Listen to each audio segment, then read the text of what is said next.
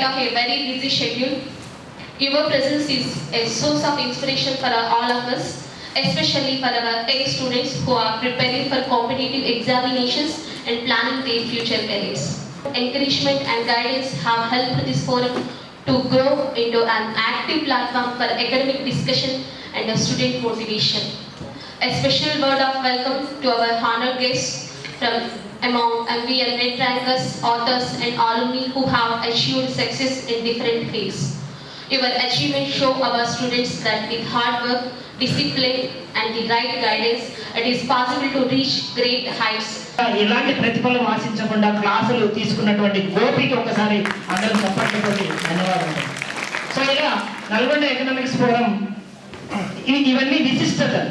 Okay, చివరిగా ఒక విషయం చెప్పి నేను ముగిస్తాను. మనకు సిఎస్ఆర్ అనేది బాగా పాపులర్ అయింది, corporate social responsibility. So I request Professor Daisy Madam to come on to the dais. Give her a big round of applause. Welcome, Madam.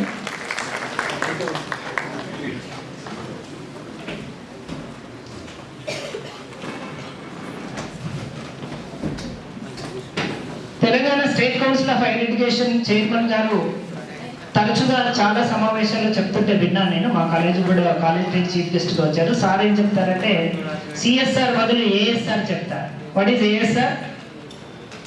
CSR అంటే కార్పొరేట్ సోషల్ రెస్పాన్సిబిలిటీ కదా, ASR academic social responsibility. So అది ఈరోజు 100% prove చేస్తున్నారు academic social responsibility doctor Akkenapalli Meenaiah గారు. So ఇది ఇప్పుడు forum ద్వారా ప్రయోజనం పొందిన అభ్యర్థులందరూ కూడా అకాడమిక్ సోషల్ రెస్పాన్సిబిలిటీ తోటి pay back to the society అనేటటువంటి నినాదంతో ఇప్పుడే మన కళాకారులు పాట ద్వారా చెప్పారు. అంబేద్కర్, సావిత్రిబాయి పూలే, జ్యోతిరావు పూలే ఆశయాల సాధనకి అందరూ కలిసికట్టుగా కృషి చేసి సమాజాన్ని స్థాపించాల్సిన బాధ్యత అందరిపైన ఉందని తెలియజేస్తూ నాకు ఈ అవకాశాన్ని ఇచ్చిన మీ అందరికీ పేరు పైన ధన్యవాదాలు తెలియజేస్తూ ముగిస్తున్నాను. థ్యాంక్ యూ అన్న. మరింత ఉత్సాహంగా పేదలు అర్హులైన వాళ్ళు చదువుకోవడానికి, విద్యను అందించడానికి ఉపయోగకరంగా ఉంటుంది. ఈ కార్యక్రమాన్ని ఆసక్తున్న వాళ్ళ దృష్టిలో కూడా తీసుకువెళ్ళాల్సిన అవసరం ఉంది. రెండోది, మీనయ్య గారి మిత్రుడు, నాకు 45 సంవత్సరాలుగా మిత్రుడు.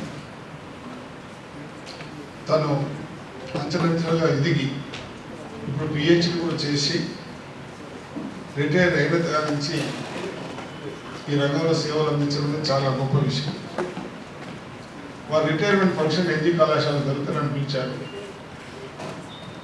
ఆ సందర్భంగా నేను వారికి క్లియర్గా చెప్పాను, అయ్యా మేము విజ్ఞాన కేంద్రంలో ఒక 10,000 స్క్వేర్ ఫీట్ బిల్డింగ్ కడతా ఉన్నాము. మీరు అక్కడికి వచ్చి పేదవాళ్ళందరికీ, అమలు వాళ్ళందరికీ విద్యను అందించి వాళ్ళని తీర్చిదిద్దాల్సిన బాధ్యత మీది, నాది. మన ఇద్దరం కలిసి కార్యక్రమాలు ముందుకు తీసుకుంటామంటే వాళ్ళు అంగీకరించి అప్పుడు స్టార్ట్ చేసిన స్థితి ఇక్కడ వరకు ఇవాళ 800 మంది విద్యార్థులు లబ్ధి పొంది దాంట్లో అనేక మందికి ఉద్యోగ అవకాశాలు వచ్చి తిరిగి తెలుగు ఎకనామిక్స్ ఫోరం పనిచేయడం చాలా గొప్ప విషయం. మేము విజ్ఞాన కేంద్రం నల్గొండలో బహుముఖ కార్యక్రమాలు నిర్వహిస్తాను. జనరిక్ షాప్ ఉంది, కంప్యూటర్ శిక్షణ కేంద్రం ఉంది, రీడింగ్ హాల్ ఉంది.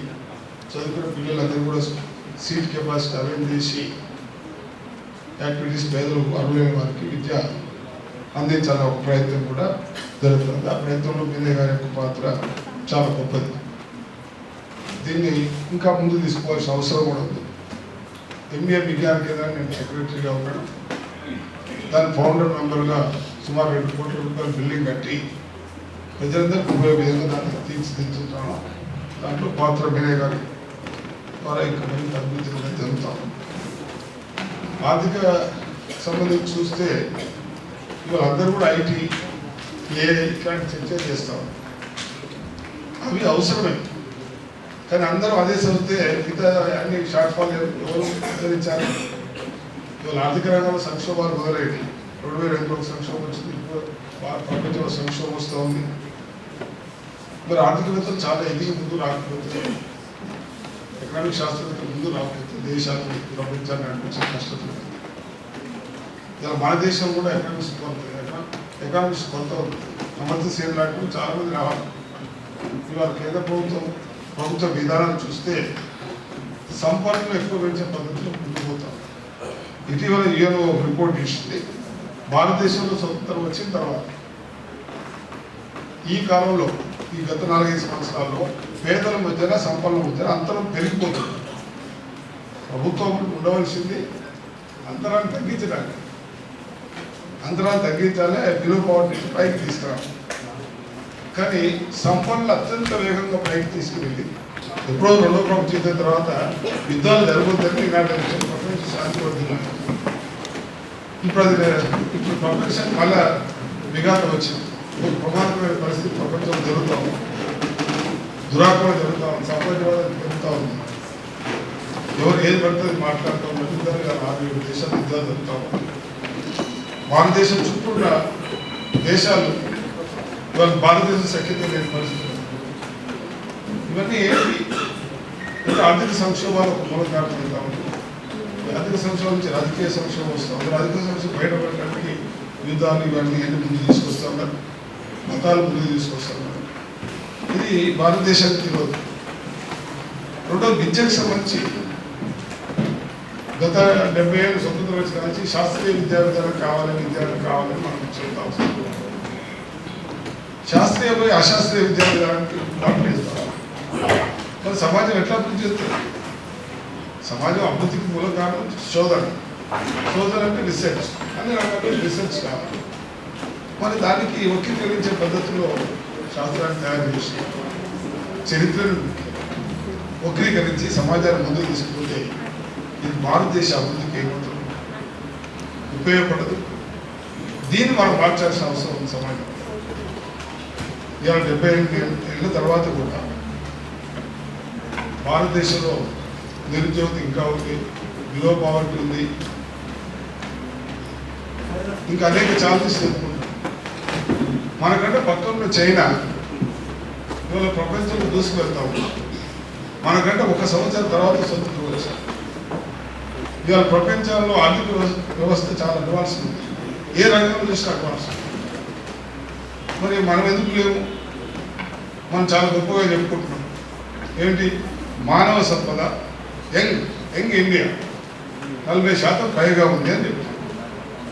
మరి 40% మంది ఉన్నటువంటి వాళ్ళు లెక్కలు చెప్పుకుంటాం, కానీ వాళ్ళు ఉపయోగించిన పద్ధతులు చాలా తేడా ఉంది. కాబట్టి అభివృద్ధిలో వేగం అనేది లేదు. కాబట్టి ఇలా అది లేదు అంటే ఆర్థిక వ్యవస్థ, ఆర్థిక శాస్త్రం, ఎకానమిక్స్ ఏదైతుందో దీన్ని తగినంతగా ప్రోత్సాహం లేకపోతుంది. ఇప్పుడు నా పాలక వర్గాలు వాళ్ళ ప్రయోజనాలు కాపాడే వాళ్ళు తీసుకొచ్చి నీతి ఆయోగ్, రిజర్వ్ బ్యాంక్ ఇవన్నీ చేస్తే వాళ్ళు ఎవరు ప్రయోజనం కాపాడుతారు? సంపన్నుల ప్రయోజనం కాపాడుతారు. ఇవాళ 16 లక్షల కోట్లు సంపన్నులకు రాయితీలు ఇచ్చారు. మరి వాళ్ళకి 16 లక్షల కోట్లు రాయితీలు ఇచ్చి పేదవాడికి ₹1,00,000 అప్పియమంటే వాళ్ళు దూరుతారు. కాబట్టి నేను మన పేపర్లో చూశాను, అదాని గారు ఎల్ఐసికి అప్లై చేస్తే 35,000 కోట్లు ఇచ్చి పారేసారు. నాకు తక్కువ పడి అంటే ఎస్బీఐ కలిసి పెట్టేసి అలాగే కలిసి 1,000 కోట్లు ఇస్తారు. ఎవరి సొమ్ము ఇది? ఇది ఎవరి సొమ్ము? ప్రజల సొమ్ము. మనకి బ్యాంకులో దాస్తే వడ్డీ వస్తే వాళ్ళు ఉద్యోగాలు తీసుకుంటారు. మన వడ్డీ ద్వారా వచ్చిన మిగులు అది. మరి ఆ మిగులుని ఎవరికి వాడాలి? 90% ఉన్న ప్రజల కోసం వాడాలి. 1% ఉన్న సంపన్నులకు అది వాడుతా ఉన్నాం. మనమందరం కూడా చూస్తూ కూర్చున్నాం. మరి ఇది ఎంతవరకు చూస్తూ కూర్చోవాలి? చాలా మంది కొంతమంది అంటున్నారు, ఏమిటో ఆ డబ్బు ఆడిపోతుందా, దాచుకుంటాడా, ఆయన ఇంకో దానికి ఇన్వెస్ట్ చేస్తాడు కదా. ఒక ఆయన పెళ్లి చేస్తే 5,000 కోట్లు ఖర్చు పెట్టాడు. మరి ఖర్చు అవుతుంది, కానీ అది అవసరమా అట్లాంటి ఖర్చు? మనం దానికి అర్థం ఏంటి అంటే అనేక రిలాక్సేషన్స్, వెల్త్ ట్యాక్స్ ఇవన్నీ కూడా తగ్గిస్తాం. ఇవాళ ప్రత్యక్ష పన్నులు, పరోక్ష పన్నులు చూస్తే ఈ 10 ఏళ్ల కాలంలో ప్రత్యక్ష పన్ను తగ్గుతూ వస్తుంది, పరోక్ష పన్నులు పెరుగుతూ వస్తుంది. మరి ఇది ఎంత న్యాయకరమైన విషయం? ఇది ఆర్థిక శాస్త్రవేత్తలు, ఆర్థికవేత్తలు ఆలోచించాల్సిన అవసరం లేదు. ఇవాళ జిఎస్టీ పేరుతో 2 లక్షల కోట్లు ప్రతి నెల కేంద్ర ప్రభుత్వం తీసుకున్నాడు. ఒక ఆయన అడుగుతున్నాడు, మొన్న ఒక ఆయన అడుగుతున్నాడు, అదే 2,000 రూపాయలు పెన్షన్ ఇది ఏదో అనవసరం పెన్షన్లు ఇస్తున్నాడు. వాడు జిఎస్టీ కింద ప్రతి కుటుంబంలో 6 నుంచి 7,000 కడతా ఉన్నాడు. మనకి రిటర్న్ ఎలా వస్తుంది? సో ఇవన్నీ ఆర్థికవేత్తలు పరిశోధించాల్సిన అవసరం ఉంది. వాళ్ళు పేదరికం పోగొట్టుకొని నిరుద్యోగతని తీసివేసి మేక్ ఇండియా మాటలు కాకుండా చర్యలు తీసుకురాగలిగితే ఈ 40% యూత్ని ఉపయోగించుకుంటే ఈ దేశం అభివృద్ధికరంగా ముందుకు పోయే అవకాశం ఉంది. కాబట్టి ఆర్థికవేత్తలు భారతదేశంలో మరింత రావాల్సిన అవసరం ఉంది. కాబట్టి ఇది మన అందరూ కూడా దృష్టిలో పెట్టుకొని ముందుకు వెళ్ళాల్సిన అవసరం ఉంది. మేము నలుగురినే కాకుండా హైదరాబాద్లో కూడా పేద వర్గాల పిల్లల కోసం SR Shankar IAS academy RTC క్లాసుల్లో నడుపుతా ఉన్నాం. ఎవరైనా పేదవాళ్ళు ఉంటే వాళ్ళు దాన్ని ఉపయోగించుకోవచ్చు. స్టడీ హాల్ కూడా అట్లాగే నిచ్చిపోలు 2 లక్షల పుస్తకాలు లైబ్రరీలు అది చాలామంది రీసెర్చ్ వాళ్ళందరూ కూడా వచ్చి వాడుకుంటారు. అందుబాటులో ఇవి మేము సేవలు అందించే క్రమంలో మేము ముందును ముఖ్యంగా ఇట్లాంటి వ్యవస్థను ఏర్పాటు చేసి ముందు తీసుకోవడం చాలా అద్భుతమైన విషయం. వాళ్ళందరూ కూడా దాన్ని కృషి చేయాలి. పుస్తకాలు కూడా ఆవిష్కరిస్తే దాన్ని కూడా విద్యార్థులు తీసుకెళ్ళి ఉపయోగపడి తీస్తారు.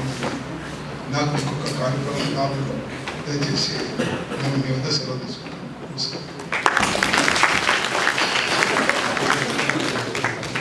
Thank you very much sir, ఇంత సమయం కేటాయించినందుకు. మీ అందరి సమక్షంలో ఒక చిన్న రిక్వెస్ట్ను మనందరి అభిప్రాయంగా కాశం సార్ని అడుగుతున్నాం.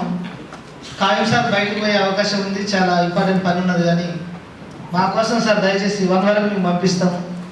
మీరు లేకపోతే మా హాల్ పోసిపోద్ది. మాకు 4 ఏళ్ళ నుంచి మీరే చీఫ్ గెస్ట్ కనుక 1కు దయచేసి సార్ ప్లీజ్. ముఖ్యంగా నేను కూడా మీలాంటి స్టూడెంట్నే. 1992లో ఇక్కడ ఎంఎస్సీ చేశాను, తర్వాత పిహెచ్డి చేశాను gravity and magnetic and remote sensing మీద. లాస్ట్ 20 ఇయర్స్ నుంచి యూఎస్లో ఉంటున్నాను. సార్ ఇందాకనే అన్నారు కదా giving back to the society అని. మా నాన్నగారి అమ్మగారి పేరు మీద ఎన్ఎల్ఎన్ ఫౌండేషన్ స్థాపించి అక్కడి నుంచి మాకు తోచిన విధంగా చేస్తున్నాను. అయితే I will tell my own story here. My memories ఉంది. ఒక 1 అవర్ బ్యాక్ యూనివర్సిటీకి వచ్చినప్పుడు నా 30 ఇయర్స్ బ్యాక్ ఉన్న మెమరీస్ అన్ని రివైండ్ అవుతుంది. So before coming to that my MSc, నేను డిగ్రీ చేసేటప్పుడు సిటీ కాలేజ్లో ఎల్బీ నగర్లో ఉండేటండి. Why I'm telling this one is I will take your 2-3 minutes of time. బస్సులో 1 అవర్ అక్కడికి వెళ్ళేసి కాలేజీకి పోయి అక్కడి నుంచి అఫ్జల్గంజ్ సర్కిల్ లైబ్రరీకి పోయి కాలేజ్ కంటే పోకే ముందుకు మార్నింగ్ 6 o'clock స్టార్ట్ అయ్యి ఒక ట్యూషన్ చెప్పి అక్కడి నుంచి కాలేజీకి పోయి ఆ నుంచి లైబ్రరీకి పోయి అక్కడి నుంచి మళ్ళీ ఇంకో స్కూల్కి పోయి ఈవినింగ్ అక్కడ కూడా ఒక ట్యూషన్ చెప్పేసి ఇంటికి పోయేవాడు. This is my story. So 1992లో యూనివర్సిటీలోకి అడుగు పెట్టినప్పుడు ఒక్కసారిగా హాస్టల్ ఉంది, 5 నిమిషాల దూరంలో మెస్ ఉంది, 10 minutes డిస్టెన్స్లో డిపార్ట్మెంట్ ఉంది, డిపార్ట్మెంట్లో గోల్డెన్ పుస్తకాలు ఉన్నాయి, 15 minutes డిస్టెన్స్లో లైబ్రరీ ఉన్నది, hundreds of thousands of books ఉన్నది. నాకేమనిపించిందంటే ఎన్ని ఫెసిలిటీస్ ఒక్కటేసారి వచ్చాయి, యూనివర్సిటీ ఏం ప్రొవైడ్ చేస్తుంది అని ఒక్కసారిగా నా 3 years ఆఫ్ డిగ్రీకి ఫస్ట్ ఇయర్ ఆఫ్ 92 చాలా డిఫరెన్స్ అనిపించింది. మీకు ఎంతమంది కనెక్ట్ అవుతున్నారో నల్గొండ ఎకనామిక్ ఫోరం నుంచి ఫస్ట్ ఇయర్ జాయిన్ అయిన వాళ్ళు మీరు కూడా నాలాంటి ఎక్స్పీరియన్స్ చూస్తున్నారా? Yes yes, it should be interactive one. అయితే ఎకనామిక్స్ గురించి నాకు చాలా కొంచెమే తెలుసు, but every day entire world, entire states కానీ సెంట్రల్ కానీ they talk about the economy. If the economy is good, then rest of the things will be good. In the budget, if they allocated, and economists will be dictate that one. Okay, today in the USA we have this economy recession undi, progress undi. Depending on that one, economists వాళ్ళకి ఇచ్చే సలహాలు budget ఉపయోగిస్తారు. Even if you want to go to the allocate the any of the budget, it should be come through the economists. So even industries కానీ, flyovers కానీ, science and technology కానీ, చంద్రయాన్ 3 నుంచి Chandrayaan 4 build చేద్దాం అనుకున్నా కానీ ఎకానమీ మీదనే depend అయింది. అంటే మీ ఎకనామిక్స్ ఎంత ఇంపార్టెంట్ మీరు చూడండి. ఇవన్నీ చూసుకొని really honour sir, Vinay sir, మీ స్టూడెంట్స్ నేను ఒకసారి ఇక్కడ వేదిక మీద నేను చూడాలనుకుంటున్నాను. ఎంతమంది ఉన్నారో అందరూ నిలబడి ఒక్కసారి సార్కు జేజేలు పలకండి.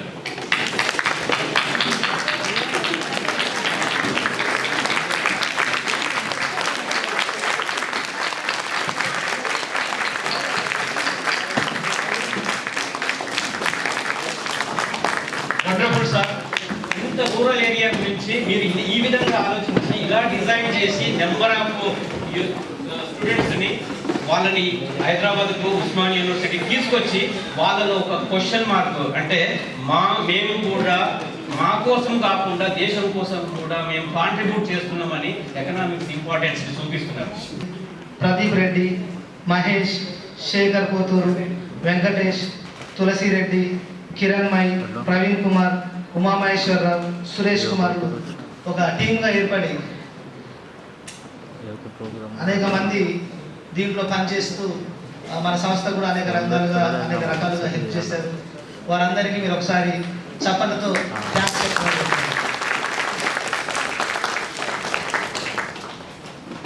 ఇదే క్లాస్లో ఎకనామిక్స్ డిపార్ట్మెంట్లో ప్రొఫెసర్గా పనిచేసి హెచ్ఓడిగా పనిచేసి రిటైర్డ్ అయిన ప్రొఫెసర్ శివారెడ్డి సార్ను వేదిక మీదకి రావాల్సిందిగా విజ్ఞప్తి చేస్తున్నాను. అట్లే పొలిటికల్ సైన్స్ డిపార్ట్మెంట్ నుంచి, హిందీ డిపార్ట్మెంట్ నుంచి కూడా నిజాం కాలేజ్ ఫ్యాకల్టీ మెంబర్స్ వచ్చారు. వారందరికీ కూడా స్వాగతం, సుస్వాగతం. డిపార్ట్మెంట్ ఆఫ్ ఎకనామిక్స్ అంటే అనేక కాలేజీలో ఉన్నటువంటి విద్యార్థులందరి భాగస్వామ్యంతో నడిచే ఒక ఫ్యామిలీ ఎకనామిక్స్ కనుక బషీర్బాగ్ నుంచి వచ్చినటువంటి ఎకనామిక్స్ స్టూడెంట్స్కి, నిజాం కాలేజ్ నుంచి వచ్చినటువంటి డిగ్రీ పీజీ స్టూడెంట్స్కి, అదేవిధంగా సిటీ కాలేజ్ నుంచి, సికింద్రాబాద్ పీజీ కాలేజ్ నుంచి, కోటి విమెన్స్ నుంచి, ఆర్ట్స్ కాలేజ్ నుంచి వచ్చినటువంటి మీ అందరికీ మరొకసారి స్వాగతం, సుస్వాగతం. ఎవరి మాట వింటే చైతన్యంతో పులకరిస్తుందో, ఎవరి గాత్రం వింటే తెలంగాణ చైతన్యం పరవలు దొక్కుతుందో, అటు అకాడమిక్స్లోనైనా ఇటు ప్రజా ఉద్యమాలలోనైనా తన గాత్రం తెలంగాణ సమాజానికి మేలుకొల్పు గీతం. తన మాట ఉందంటే చైతన్య పరవలు దొక్కి ప్రజలు ఆలోచనతో ముందుకెళ్తుంటారు. ఆర్ట్స్ కాలేజ్ ప్రిన్సిపల్గా మనందరి కోసం నిరంతరం పనిచేస్తున్నటువంటి మనందరి ప్రియతమ అధ్యాపకులు, అదేవిధంగా తెలుగు ఆచార్యులు, మన ఆర్ట్స్ కాలేజ్ ప్రిన్సిపల్, మన ప్రతి సందర్భంలో మనతో పాటు ఉండి మాట్లాడేటటువంటి ఈ తరం వాగ్దాటి ప్రొఫెసర్ చింతకింది కాశం సార్ మాట్లాడాల్సిందిగా విజ్ఞప్తి. రంజిత్ బాగా ఉపమానాలు వేస్తూ ఉన్నాడు. సో ఎకనామిక్స్ చదివిన వాళ్ళకి సాహిత్యం వస్తే ఆ సౌలభ్యం ఎలా ఉంటుందో రంజిత్ మాటలు విన్నారు కదా. రంజిత్ బేసిక్గా రచయిత, కవి. సో ఆయన ఎకనామిక్స్ కూడా చదువుకున్నాడు. ఈ వేదిక మీద ఇచ్చిన doctor Meenaiah sir, Muthyamreddy sir, Narasimhareddy garu, ముఖ్యంగా ఇవాళ కార్యక్రమానికి ముఖ్య అతిథి మా అన్న professor Itikala Purushottam garu, higher education council vice chairman, అదేవిధంగా మా కొలీగ్ డాక్టర్ డైసీ మేడం, ఇంకా వేదిక మీద ఉన్న వైస్ ప్రిన్సిపాల్ డాక్టర్ కొండ నాగేశ్వరరావు, వేదిక ముందు చాలామంది మిత్రులు పెద్దలు ఉన్నారు. సైదులు కూడా మీనయ్య సార్ స్టూడెంట్ అనుకుంటాను, ఇప్పుడు ప్రమోషన్ సిఐ ప్రమోషన్ అయ్యారా. సైదులు ఎక్సైజ్ డిపార్ట్మెంట్లో సిఐగా ఉన్నారు. ప్రియమైన విద్యార్థులారా, మిత్రులారా, ప్రతి సంవత్సరం ఒక 2-3 సంవత్సరాల నుంచి ఈ కార్యక్రమం నడుస్తుంది. ఇందులో నేను భాగం అవుతున్నాను. ఎందుకంటే నాకు కూడా ఎకనామిక్స్ అంటే ఇష్టమైన సబ్జెక్టు. కాకపోతే నేను తెలుగు టీచర్ని అయ్యాను. ఇంటర్మీడియట్లో నాకు చాలా ఇష్టమైన సబ్జెక్టు ఎకనామిక్స్. హైయెస్ట్ మార్కులు వచ్చిన subject economics and political science, అంటే అప్పుడు సివిక్స్, ఎకనామిక్స్ సివిక్స్. ఎకనామిక్స్ సూత్రాలని కంటత అలా ఆడమ్ స్మిత్ నిర్వచనాన్ని, దాదాబాయి నౌరోజీ నిర్వచనాలని కంటతో చెప్పడం నాకు అలవాటు ఇంటర్మీడియట్లో. సరే, తర్వాత సబ్జెక్టు మారిందనుకోండి. ఎకనామిక్స్ మానవ జీవితంలో ప్రధానమైన అంశం. ఆపరేటర్ కావాలో ఎకనామిక్స్ నేర్పిస్తుంది. సమాజం ఎట్లా ఆపరేట్ కావాలో ఎకనామిక్స్ నేర్పిస్తుంది. స్టేట్ ఎట్లా ఆపరేట్ కావాలో ఎకనామిక్స్ నేర్పిస్తుంది. కనుక ఎకనామిక్స్ సబ్జెక్ట్ చదవటం వలన మాత్రమే ఎకనామిక్స్ వస్తుంది అనేది ఏమీ లేదు. ఎకనామిక్స్ సబ్జెక్ట్ చదవకపోయినా మన అందరి జీవితాల్లో ఎకనామిక్స్ ఉంటుంది. దాన్ని వివిధ సందర్భాల్లో మనం అన్వయం చేస్తూ ఉంటాం. సబ్జెక్ట్ చదివితే శాస్త్రబద్ధంగా ఒక విషయాన్ని నేర్చుకోవటం అనేది చాలా ముఖ్యంగా ఉంటుంది. ఆ విధంగా ఎంఏ ఎకనామిక్స్ చేరిన పిల్లలు చాలామంది ఇక్కడ ఉన్నారు. ఇక్కడ ఉస్మానియా యూనివర్సిటీలో ఆర్ట్స్ కాలేజ్లో రెగ్యులర్ క్లాస్ వర్క్ అయ్యే డిపార్ట్మెంట్స్లో ఎకనామిక్స్ డిపార్ట్మెంట్ మొదటి వరుసలో ఉంటుంది. విద్యార్థులు చాలా రెగ్యులర్గా క్లాస్కి వస్తారు. యాజ్ ఏ ప్రిన్సిపల్గా నేను కోరుకునేది, అడ్మినిస్ట్రేటర్గా నేను కోరుకునేది అదే. ఇప్పుడు సార్ చెప్పారు కదా, సార్ యుఎస్ఏ నుంచి వచ్చారు, శ్రీనివాసులు గారు చెప్పారు కదా, కాంపిటేటివ్ ఎగ్జామ్ ప్రిపేర్ అయ్యాను, అక్కడ సక్సెస్ కాలేదు, ఇమీడియట్గా క్లాస్ వర్క్ వచ్చాను, అక్కడ సక్సెస్ అయ్యానని చెప్పారు. క్లాస్ వర్క్ అనేది చాలా ముఖ్యం. మనం ఇక్కడ ఉస్మానియా యూనివర్సిటీకి వచ్చామంటే కాంపిటేటివ్ ఎగ్జామ్స్ ప్రిపేర్ అయ్యి ఏదో జాబ్ సంపాదించుకొని వెళ్ళిపోదామనే ఆలోచనలో ఉంటారు చాలామంది. ఉండాలి, ఆలోచన ఉండాలి. జాబ్ సంపాదించుకొని వెళ్ళాలి మన ఇంటికి, అప్పుడే మన తల్లిదండ్రులు సంతోషపడతారు. ఇస్తున్నది అంబానీ, ఆదాని అని చాలామంది మాట్లాడుతుంటారు. రాహుల్ గాంధీ కూడా మాట్లాడుతున్నారు. ఓకే, ఎందుకు అంబానీ, ఆదాని నడిపిస్తున్నారంటే వాళ్ళ కోసమే చట్టాలు, వాళ్ళ కోసమే నిర్ణయాలు, వాళ్ళ కోసమే అన్నీ జరుగుతూ ఉంటాయి. భారతదేశ ఆర్థిక వ్యవస్థ అంతా కూడా ఆ పద్ధతిలో పార్లమెంట్లో పెట్టే రేపు మార్చిలో ఫిబ్రవరి 29న మార్చిలో వచ్చే బడ్జెట్ ఏదైతుందో ఈ రూపకల్పన అంతా కూడా అట్లా జరుగుతుంది. అంటే ఆ రోజు దాదాబాయి నవరోజీ చెప్పిన మాట ఇవాళ భారతదేశాన్ని బనియాలు పరిపాలిస్తుంది. అందుకే ఎకనామిక్స్ అనేది దాన్ని పెట్టుబడిగా మార్చుకోకుండా, డబ్బుగా మార్చుకోకుండా దాన్ని ఏం చేశారంటే పొలిటికల్ ఎకానమీ, మార్క్స్ దీన్ని బద్దలు కొట్టాడు. దీన్ని బద్దలు కొట్టి ఒక కొత్త ఆలోచనని ఇచ్చాడు ప్రపంచానికి. సర్ప్లస్ అనే పెట్టుబడిలో సర్ప్లస్ ఉంటుంది. ఈ సర్ప్లస్ ఎక్కడి నుంచి వస్తుందో తెలుసా? ఇదే దోపిడీ అని మొట్టమొదలు చెప్పాడు ఈ మానవ సమాజానికి. అందరూ ఏమనుకుంటారంటే నేను సంపాదించుకున్నా, కష్టపడ్డాను సంపాదించుకున్నా అంటారు. డబ్బులు ఉన్న వాళ్ళందరూ ఎట్లొచ్చాయి డబ్బులు నీకంటే నేను బాగా కష్టపడ్డాను నాకు వచ్చినాయి అంటారు. ఆ లెక్కలు చూస్తే రైతులు 18 గంటలు కష్టపడతారు.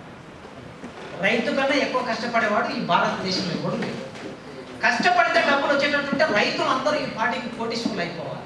కానీ రైతులు ఎన్నడూ ఎవరు కోటీశ్వరులు కాలేదు. వ్యవసాయం చేసి కోటీశ్వరులు అయిన వాళ్ళనైతే నేను ఇప్పటివరకు తెలంగాణలో చూడాలి, అయ్యే అవకాశం లేదు. కష్టపడితే కోటీశ్వరులు కాదు, దోపిడీ చేస్తే కోటీశ్వరులు అవుతారు, దోపిడీ చేస్తే ధనవంతులు అవుతారు. మీరు అనొచ్చు, సార్ మేము కూడా ఇంత భూమి కొనుక్కున్నాం, ఒక 10 లక్షలు పెట్టి భూమి కొన్నాం, అది ₹1 కోటి అయింది, అమ్మేశాం, 90 లక్షల లాభం వచ్చింది, ఇది మేము ఎవరిని దోపిడీ చేయలేదు కదా సార్ అనొచ్చు. అది మీకు దోపిడీ అనిపించదు. మేము ఇంట్రెస్ట్కు డబ్బులు ఇచ్చాం, ₹2 ఇంట్రెస్ట్ వచ్చింది, ఒక ₹1 కోటి ఇచ్చాం, ఆ ఇంట్రెస్ట్ వచ్చింది వాళ్ళు ఇచ్చారు, మేము తీసుకున్నాం, ఎవరిని దోపిడీ చేయలేదు కదా సార్ అని అంటే ఆ ₹2 ఇంట్రెస్ట్ అనేది ఆ మనిషి చేసే కష్టం, ఆ మనిషి అవసరం కోసం తీసుకున్నాడు నిజమే. కానీ ఆ మనిషి చేసే కష్టములో నుంచి ₹2 నీకు ఇస్తున్నాడంటే ఆ మనిషి శ్రమని దోపిడికి గురి అవుతున్నది. ఒక బుట్ట ఉత్పాదక స్థాయిలో, బుట్టలో తీసుకొని చెప్పాడు కార్ల్ మార్క్స్, ఒక బుట్ట ఉత్పాదక స్థాయిలో ₹5 ఖర్చు అవుతుంది. కానీ ఈ బుట్ట తయారు చేసిన వాడు బిజినెస్ చేసుకోలేడు. ఒక మధ్య దళారు వస్తాడు ఇక్కడికి, ఈ దళారు వచ్చి 100 బుట్టలను కొనుక్కుంటాడు, ₹5 కొనుక్కుంటాడు, కొనుక్కొని వీటిని తీసుకెళ్ళి ₹15 అమ్ముతాడు. వాడికి రవాణా ఖర్చు, ఇతరత్ర ఖర్చు అంతా ఎక్స్పెండిచర్ ₹5 పోతుంది, ₹10 లాభం వస్తుంది. యాక్చువల్గా ₹10 ఎవరికి దొరకాలి? బుట్ట అల్లినోడికి దొరకాలి. కనుక ఉత్పాదక స్థాయిలో ఎవరైతే ఉంటారో వాళ్ళకి డబ్బు అందకుండా ఆ సర్ప్లస్ అనేది ఇంకొకటి చేతిలోకి వెళ్ళిపోతుంది. ఇదే దోపిడీ అన్నాడు కార్ల్ మార్క్స్. కార్మికుడిని కూడా ఇట్లా దోపిడీ చేస్తున్నారు. అందుకోసమే కార్మికులారా మీరు ఏకంగా అండి, మీ డబ్బును, మీ శ్రమని మీరే తీసుకోండి అని చెప్పాడు. సో అట్లాంటి కార్ల్ మార్క్స్ చెప్పిన ఒక పొలిటికల్ ఎకానమీని అర్థం చేసుకున్న వీనయ్య సారు ఎకనామిక్స్ చదివి డబ్బును డబ్బు చేసుకోకుండా, జ్ఞానాన్ని డబ్బు చేసుకోకుండా, జ్ఞానాన్ని ఏం చేశాడు? సమాజానికి అందిస్తూ ఉన్నాడు. ఓకేనా? కనుక అట్లా తయారైన వాళ్ళందరూ కూడా, మీరందరూ కూడా రేపు భవిష్యత్తులో మీ జ్ఞానాన్ని తిరిగి మళ్ళీ సమాజానికి అందించండి, డబ్బుగా మార్చుకోకండి. మనకు జీతం వస్తుంది, ఇప్పుడు నా జ్ఞానం ఉంది, నేను పాఠం చెప్తున్నాను, గవర్నమెంట్ జీతం ఇస్తుంది, చాలు. ఇంకో రూపంలో దాన్ని బిజినెస్ చేయటం అనేది మనం చేసినప్పుడు సమాజానికి సేవా రూపంలో దాన్ని అందించండి జ్ఞానము. ఇప్పుడు జ్ఞానము ప్రపంచంలో అతిపెద్ద బిజినెస్. ఈ రోజైతే అతిపెద్ద బిజినెస్. నువ్వు ఇంట్లో కూర్చొని రొట్టెలు చేసుకుంటా, కూర వండుకుంటా, యూట్యూబ్ ఛానల్ పెట్టి నెలకి 1 లక్ష రూపాయలు సంపాదించవచ్చు. ఓకే, నేను ఉపన్యాసాలు మాట్లాడుతుంటే యూట్యూబ్ వాళ్ళు చాలా మంది వచ్చి నా దగ్గర ఇంటర్వ్యూలు తీసుకొని పోతారు. వాళ్ళకు ఒక రోజు 1-2 లక్షల వ్యూవర్స్ వస్తారు, దానికి వాళ్ళకి డబ్బు వస్తుంది. నేనే యూట్యూబ్ ఛానల్, నాకు యూట్యూబ్ ఛానల్ ఉంది, నా యూట్యూబ్ ఛానల్ కూడా నెలకి 20,000 రూపాయలు వస్తాయి. జస్ట్ నేను ఒక మాట మాట్లాడితే ఒక 5 నిమిషాలు వీడియో పెడితే 20,000 వస్తాయి, నెలకి 20,000. ఆ యూట్యూబ్ ఛానల్ నడిపే ఒక పిల్లవాడు ఉంటాడు, వాడికి ఉపాధి దొరుకుతుంది అక్కడ. ఇవాళ ప్రపంచంలో మన జ్ఞానాన్ని సులభంగా డబ్బు చేసుకునే అవకాశం ఉంది. అయితే ఎవరిని దోపిడీ మాత్రం చేయకండి దయచేసి. దోపిడీ జరుగుతున్న సమాజం గురించి కొద్దిగా ఆలోచిస్తారు. నరసింహారెడ్డి గారు వారి బాధనంతా చెప్పారు ఇక్కడ ఇంతకుముందు. సారు అంత ఎక్కువగా మీరు అంత బాధపడితే చాలా సంతోషం. అంత బాధ లేకపోయినా మీ పక్కన చిన్న దోపిడీ జరుగుతుంటే, అన్యాయం జరుగుతుంటే సమాజం ఎందుకు ఇంత హీనమైపోయింది, ఎందుకు ఇంత చితికిపోయింది అని ఒక్కసారి ఆలోచించండి. హెడ్మాని ఎందుకు పట్టుకొని చంపేశారు ఒక్కసారి ఆలోచించండి. మన స్మృతి పదంలోకి కొన్ని ఆలోచనలు వస్తే అప్పుడు సమాధానాల కోసం అన్వేషణ మొదలు పెడతాం. కనుక ఎకనామిక్స్ చదివే మీరందరూ కూడా నేను చివరికి ఒక సూచన చేస్తే, ఇక్కడ చాలామంది కింది కుటుంబాల నుంచి వచ్చారు, పేద కుటుంబాల నుంచి వచ్చారు. అదేవిధంగా బంధువులు ఇంటికి వస్తే ఒక 10,000-20,000 పెట్టి మద్యం తాగితే ఆ మద్యం వ్యాపారి బాగుపడతాడు తప్ప మీకు ఒరిగేది ఏమీ లేదు. ఆ 30,000 పెట్టి ఒక పావుతులం బంగారం కొని మీ ఇంట్లో పెట్టుకోండి, రేపు మీ బిడ్డకు పనికొస్తుంది, ఆపద కాలంలో హాస్పిటల్కి పనికొస్తుంది. బొడ్రాయి పండుగ కోసం 20,000-30,000 మీరు దానం ఇస్తారు కదా, ఇవ్వకండి. ధ్వజస్తంభం ఏర్పాటు చేస్తామని చెప్పేసి మీ ఇంత 5,000 వసూలు చేస్తారు కదా, ఇవ్వకండి. ఇవన్నీ అనుత్పాదక వ్యయాలు. ఈ అనుత్పాదక వ్యయాలు చేయకుండా ఉంటే ఎకనామిక్స్ మీకు ఏమైనా నేర్పించి ఉండొచ్చు అని నేను అనుకుంటా. కనుక మీనయ్య సార్ గారికి అభినందనలు తెలియజేస్తూ దీన్ని ఇలాగే కొనసాగించాలని. తర్వాత మా రంజిత్ బాగా యాతన పడుతూ ఉంటాడు, ఏదో చేయాలని యాతన పడుతూ ఉంటాడు. ఆ యాతనలో భాగంగా ఆయన కూడా మన మీనయ్య సార్ ప్రాడక్ట్, ఆయన ఉత్పత్తి చేసిన వస్తువు, ఆయన ఆ ఉత్పత్తి చేసిన వస్తువు కనుక మేధస్సు కనుక చాలా రకాలుగా ప్రయత్నాలు చేస్తూ ఉంటాడు. ఈ ప్రయత్నం చేశాడు. బీసీ గారు వారి మాటగా నన్ను చెప్పమన్నారు. 10 గంటలకి మీటింగ్ స్టార్ట్ అయితే నేను వచ్చేవాడిని, ఇప్పుడు ఈ సమయం అయింది కనుక రాలేకపోతున్నాను, వేరే మీటింగ్ స్టార్ట్ అయింది, ఇమీడియట్గా ముగించుకొని నీవు వచ్చి మీటింగ్లో జాయిన్ కావాలని బీసీ గారు ఇంతకుముందు ఫోన్ చేశారు. అందుకోసం బీసీ గారు కూడా మీ అందరికీ శుభాకాంక్షలు చెప్పారు. మీనయ్య సార్ గారికి ఇక్కడికి వచ్చినందుకు కృతజ్ఞతలు చెప్పమని చెప్పారు. అట్లే ఇటుకాల పురుషోత్తం మనకు కూడా కృతజ్ఞతలు చెప్పమని చెప్పారు. మీ అందరికీ అభినందనలు. Thank you. ఎకనామిక్స్ ప్రాచుర్యం ఏంటంటే తగ్గుతూ కామర్స్ ప్రాచుర్యం పెరుగుతూ ఉంది. ఎకనామిక్స్ ఎప్పుడు డిస్ట్రిబ్యూషన్ గురించి ఆలోచిస్తుంది. ఈ ఎకనామిక్స్ ఏంటంటే చదువుతున్న ఈ విద్యార్థుల పైన ఒక బాధ్యత ఏంటంటే ఉంది.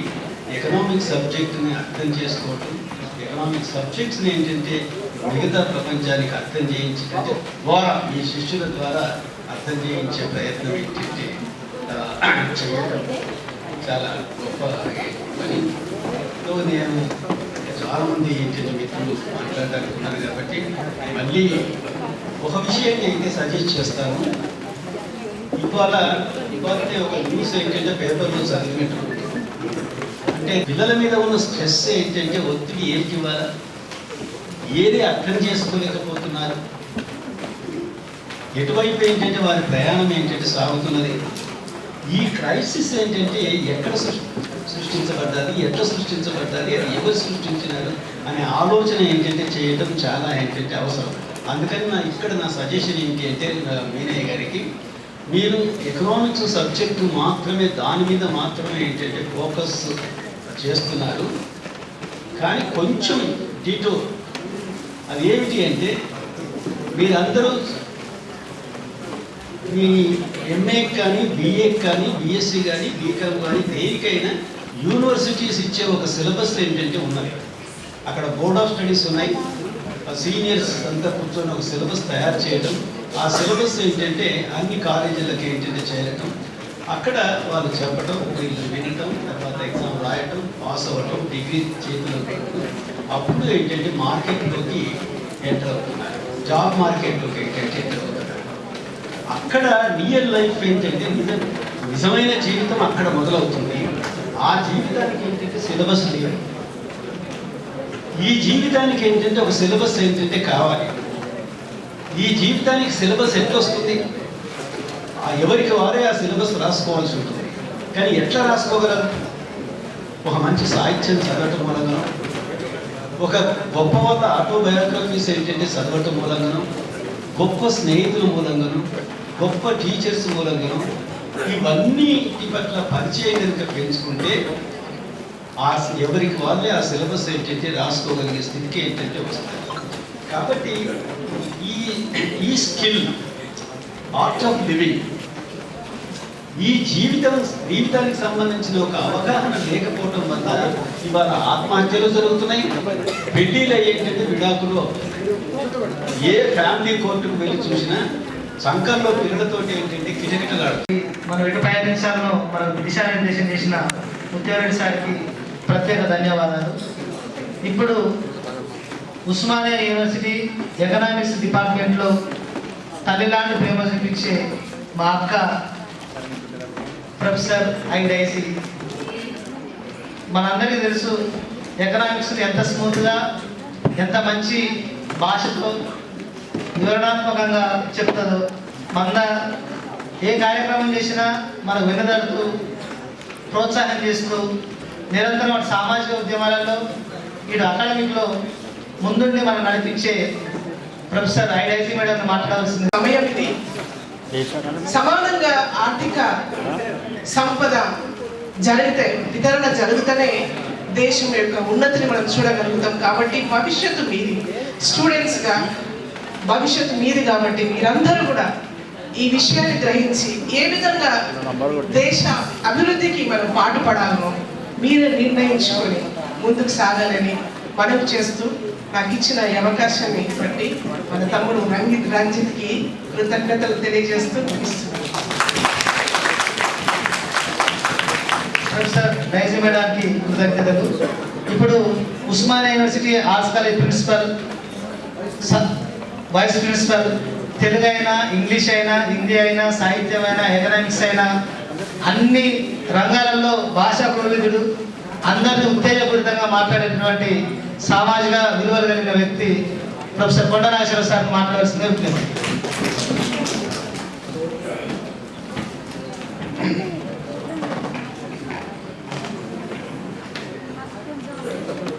Nalgonda economics forum, department of economics ఆధ్వర్యంలో జరుగుతున్నటువంటి నేటి ఎకనామిక్స్ లెక్చరర్ డాక్టర్ రంజిత్, వేదిక మీద ఉన్నటువంటి ఈనాటి ముఖ్య అతిథి ఉస్మానియా యూనివర్సిటీ ఆచార్యులు రిటైర్డ్ ప్రొఫెసర్ పురుషోత్తం గారు, సభకు రావాల్సి ఉన్న మా గౌరవ వైస్ ఛాన్సలర్ ప్రొఫెసర్ కుమార్ గారు, ఇవాళ ఈ కార్యక్రమానికి కర్త కర్మ క్రియ మీ అందరినీ ఒక దగ్గర తీసుకొచ్చినటువంటి డాక్టర్ అక్కెనపల్లి మీనయ్య సార్, వేదిక మీద ఉన్నటువంటి రిటైర్డ్ ఆచార్యులు శివారెడ్డి సార్, నరసింహారెడ్డి సార్, ముత్యం రెడ్డి గారు, రాములు సార్ని వేదిక మీదకి రావాల్సిందిగా నిర్వాహకుల తరఫున కోరుతున్నాను. ఉన్నటువంటి డైజీ మేడం, వేదిక మీద ఉన్న పెద్దలు, నల్గొండ ఎకనామిక్స్ ఫోరం బాధ్యులు, మేనయ్య సార్ దగ్గర ఎకనామిక్స్ ఓనమాలు నేర్చుకొని వివిధ విశ్వవిద్యాలయాల్లో ఎకనామిక్స్ చదువుతున్న విద్యార్థులకు, పూర్వ విద్యార్థులకు అందరికీ ఆర్ట్స్ కళాశాల పక్షాన స్వాగతం సుస్వాగతం పలుకుతున్నాను. సాధారణంగా సంకల్ప సభ అంటే ఒక సంకల్పం ఉండాలి. రాజకీయ పార్టీలు సంకల్ప సభలు పెట్టడం చూసాం. కానీ ఒక గురువు దగ్గర చదువుకొని గురువు నేర్పిన సిద్ధాంత విషయాల వెలుగులో పనిచేయటానికి ముందుకొచ్చి ఒక సంకల్ప సభగా ఇక్కడికి వచ్చినటువంటి మీరు అందులోనే మీకు మేనయ్య సార్ పట్ల మీకున్న సంకల్పం, ప్రజల పట్ల మీకున్న సంకల్పం అతి గొప్పదని నేను ముందుగా నమ్ముతూ ఉన్నాను. ఒక 3 ఏళ్ల క్రితమో 4 ఏళ్ల క్రితమో నేను ఆర్ట్స్ కాలేజ్కి ట్రాన్స్ఫర్ అయ్యి నిజాం కాలేజ్ నుంచి వచ్చినప్పుడు ఎకనామిక్స్ పిల్లలు ఎవరిని అడిగినా కానీ ఎవరి నోట్స్ చదివినావు, ఎవరి బుక్ చదివినావు అంటే మేనయ్య సార్ నోట్స్ చదివినా, మేనయ్య సార్ స్టూడెంట్ అంటుండే. అసలు ఎవరి మేనయ్య సార్? 25 ఏళ్ల నాడు మాకు ఇంగ్లీష్ లిటరేచర్ అంటే ఒకసారి, ఎకనామీ అంటే ఒకసారి, పాలిటీ అంటే ఒకసారి మాకు తెలిసేది. మేము ఖమ్మం జిల్లా నుంచి వచ్చిన కాబట్టి. ఇక్కడ నేను 4 ఏళ్ల క్రితమే నాకు సార్ పేరు లేటుగా తెలిసింది. అప్పుడే రంజిత్ విద్యార్థి నాయకుడిగా ఉన్నాడు. రంజిత్ ద్వారా మేనయ్య సార్ గురించి ఎక్కువ తెలుసుకునే అవకాశం వచ్చింది. జ్ఞానాన్ని పెట్టుబడి పెట్టి కరెన్సీగా మార్చుకునే ఉపాధ్యాయులను చూశాను కానీ జ్ఞానాన్ని విద్యార్థులకు పంచుతూ ఆ విద్యార్థుల జీవితాల్లో వెలుగులు తెస్తున్నటువంటి అతి కొద్ది మంది ఉపాధ్యాయులను చూశాను. అందులో మేనయ్య సార్ మొదటి వరుసలో ఉన్నారని నేను చెప్తాను. వాళ్ళు నాతో ఫోన్లో మాట్లాడుతూ అదే విషయం చెప్పాను. నాకెందుకో ఒక విషయం గుర్తొస్తుంది మేనయ్య సార్ను చూస్తే. ఒక సినిమాలో ఒక హీరోకి పేరులో 3 అక్షరాలు ఉంటాయి. ఆ విద్యార్థి ఆ సినిమా హీరో తన భావజాలాన్ని వ్యాప్తి చేయటం కోసం ఒక 10 ఏళ్ల కాలంలో రాష్ట్ర వ్యాప్తంగా తన విత్తనాలని, తన ఆలోచనల్ని పెట్టిన తర్వాత పోలీసు వాళ్ళు ఎంక్వైరీ చేసినప్పుడు అసలు ఈ భావజాలం ఉన్నటువంటి వాళ్ళు ఎక్కడి నుంచి వచ్చారని చూస్తే అందరూ కనెక్ట్ అయ్యి ఒక ఉపాధ్యాయుడి దగ్గర చదువుకొని ఓనమాలు నేర్చుకొని సమాజంలో జరిగే అక్రమాలకు వ్యతిరేకంగా నిలబడుతున్నారు. వారంతా ఠాగూరు శిష్యులే అని అనుకున్నాం సినిమాలు. నిజ జీవితంలో కూడా ఠాగూర్ లాగా మేనయ్య సారు ఉండటం చాలా ఆశ్చర్యకరం, అభినందించదగ్గ విషయం. మేనయ్య సారు పేరులో 3 అక్షరాలే, ఠాగూర్ సినిమాలో ఠాగూర్ పేరులో 3 అక్షరాలే. అక్కడ ఒక సంకల్పంతో బయలుదేరి 10 ఏళ్ల కాలంలో ఒక మార్పు తీసుకొచ్చారు. ఇక్కడ ఒక 20 ఏళ్ల కాలంలో ఒక మార్పుని ఎకనామిక్స్ అంటే మేనయ్య సార్ ఒక ముద్రని వేసుకోగలిగారు. ఇప్పుడే ముత్యంరెడ్డి సార్ చెప్పారు. ఒక జీవిత కాలంలో ఒక 10 మందినో 20 మందినో మా ప్రొఫెసర్గా నా దగ్గర 10 మంది PhD అవార్డు అయ్యారు. ఇంకొక 4 చేస్తున్నారు. ఒక 10 మందినో 15 మందినో PhD అవార్డు చేయించగలుగుతాం. కానీ PhD అవార్డు చేయించడం ఎంత గొప్పనో, ఇంత వందలాది మంది విద్యార్థులని తను కేవలం ఒక సబ్జెక్టు పరంగా ఎక్స్పర్ట్సే కాకుండా సమాజంలో పనికొచ్చే పనిముట్లుగా తయారు చేయటం మేనయ్య సార్ చాలా గొప్ప వ్యక్తి. ఆయన యొక్క కేవల జ్ఞానమే కాదు, ఆయన నా దగ్గరకు వచ్చారు, మాట్లాడారు. సింపుల్సిటీగా ఉండే మనిషి, ఆడంబరాలకు దూరంగా ఉండే మనిషి, అకాడమిక్స్ను మాత్రమే నమ్ముకున్న మనిషి, రాజకీయాల్లో కూడా ప్రజా రాజకీయాలను మాత్రమే నమ్ముకున్న మనిషిగా నాకు ఆయన అనిపించింది. ఖచ్చితంగా మీరు అందరూ కూడా అనుకుంటున్నారని చెప్పి నేను భావిస్తున్నాను. ఇలాంటి వాళ్ళు అతి కొద్ది మంది మాత్రమే ఉంటారు. అసలు ఇది యూనిక్, ఒక విశేషమైన సాంప్రదాయం ఇక్కడ కనిపిస్తుంది నాకు. సాధారణంగా ఫోరమ్స్, అకాడమిక్ ఫోరమ్స్ దేశ స్థాయిలో ఉంటాయి, రాష్ట్ర స్థాయిలో ఉంటాయి. కానీ జిల్లా స్థాయిలో కూడా academic forum, Nalgonda economics forum అనే ఫోరంనే పెట్టి నల్లగొండకే పరిమితం కాకుండా ఇవాళ రాష్ట్ర వ్యాప్తంగా, దేశవ్యాప్తంగా ఉన్నటువంటి అన్ని యూనివర్సిటీలలో తమ విద్యార్థులని మేనయ్య సార్ ఉంచగలిగారంటే వారి తపస్సు ఫలించిందని చెప్పి నేను భావిస్తా ఉన్నాను. వారు 20 ఏళ్ల విద్యా తపస్సు ఫలించింది కాబట్టి ఇవాళ మీరందరూ వారి నుంచి స్ఫూర్తి పొందడం కోసం సంకల్ప సభ పేరుతో సభ పెడుతున్నారు. ఇట్లాంటి సంకల్ప సభలు జరగాలి. సభలు కేవలం సభల్లాగా పరిమితం కాకుండా సభల నుంచి స్ఫూర్తి పొందాలి. ఆ స్ఫూర్తి మాటలకే పరిమితం కాకుండా జీవితంలో ఒక భాగంగా చేసుకోవాలి. ప్రతి జీవితంలో గుర్తుంచుకునేటటువంటి వ్యక్తులు కొంతమంది ఉంటారు. ప్రతి ఒక్కరి జీవితం సాధారణంగా పాఠశాల ఉపాధ్యాయులే గుర్తుంటారు. మాకైతే మా సుబ్రహ్మణ్యం సారు, మా శర్మ సారు, మా మల్లేశం గౌడ్ సారు, మా అప్పయ్య సార్ అంటే నాకు చాలా అందరికీ ఇష్టం. మా పాఠశాల ఉపాధ్యాయులు వీళ్ళంతా. కానీ డిగ్రీ స్థాయిలో చాలా తక్కువ మంది మాత్రమే, ఇలాంటి మరిచిపోలేనటువంటి ఎప్పుడు కళ్ళ నిండా మనసు నిండా మెదిలే మేనయ్య సార్లు ఇట్లాంటి వాళ్ళు 100 మంది 1000 మంది సమాజంలో ఉంటారేమో కానీ నాకు తెలిసిన మేనయ్య సారు ఒకే ఒక్క మేనయ్య సారు, ఆ మేనయ్య సారు. సారికి ఈ సందర్భంగా నేను మనస్ఫూర్తిగా ధన్యవాదాలు తెలియజేస్తున్నా. ఉపాధ్యాయులు సమాజాన్ని మారుస్తారు, సమాజ మార్పుకు అవసరమైనటువంటి వ్యక్తులను తయారు చేస్తారు. వారి గురించి పొగడటం కాదు, కానీ పొగడతల పట్ల నాకు పెద్దగా నమ్మకం లేదు, కానీ వారు చేసినటువంటి ఆచరణ ఎకనామిక్స్ వారు ఒక కోచింగ్ సెంటర్లో ఐఏఎస్ కోచింగ్ సెంటర్లో చెబితే బ్యాచ్కి 15 లక్షలు 20 లక్షలు ఇస్తారు. నేను ఉస్మానియా యూనివర్సిటీలోకి మీరే సార్ అందించినటువంటి ఫ్రీ కోచింగ్ ద్వారా అత్యంత పేదరికంతో ఇక్కడికి వస్తే, ఇక్కడికి వచ్చిన తర్వాత నన్ను సగౌరవంగా డాక్టరేట్ వచ్చే విధంగా రీసెర్చ్ చేసి గొప్పగా నిలబెట్టినటువంటి వ్యక్తి మా ప్రియతమ ఆచార్యులు ప్రొఫెసర్ ఎం రాములు సార్. సార్ ఇప్పుడే క్లాస్ కొంచెం లేట్ అయింది కనుక సార్ దయచేసి వేదిక మీద రావాల్సిందిగా మీ అందరి తరఫు నుంచి అడుగుతున్నాను, ప్లీజ్ సార్.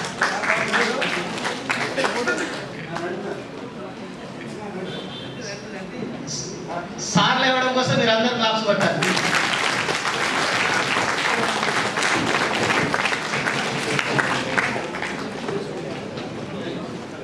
ఉస్మానియా యూనివర్సిటీలోకి వచ్చినాక సార్కు బొకే ఇవ్వాల్సిందిగా నా తర్వాత స్కాలర్ నరేందర్ని బొకే ఇవ్వాల్సిందిగా విజ్ఞప్తి. నాకు ఇక్కడ పాఠాలు బోధించినటువంటి ప్రొఫెసర్స్ కూడా ఈ కార్యక్రమానికి హాజరవడం నాకు అత్యంత గర్వకారణం.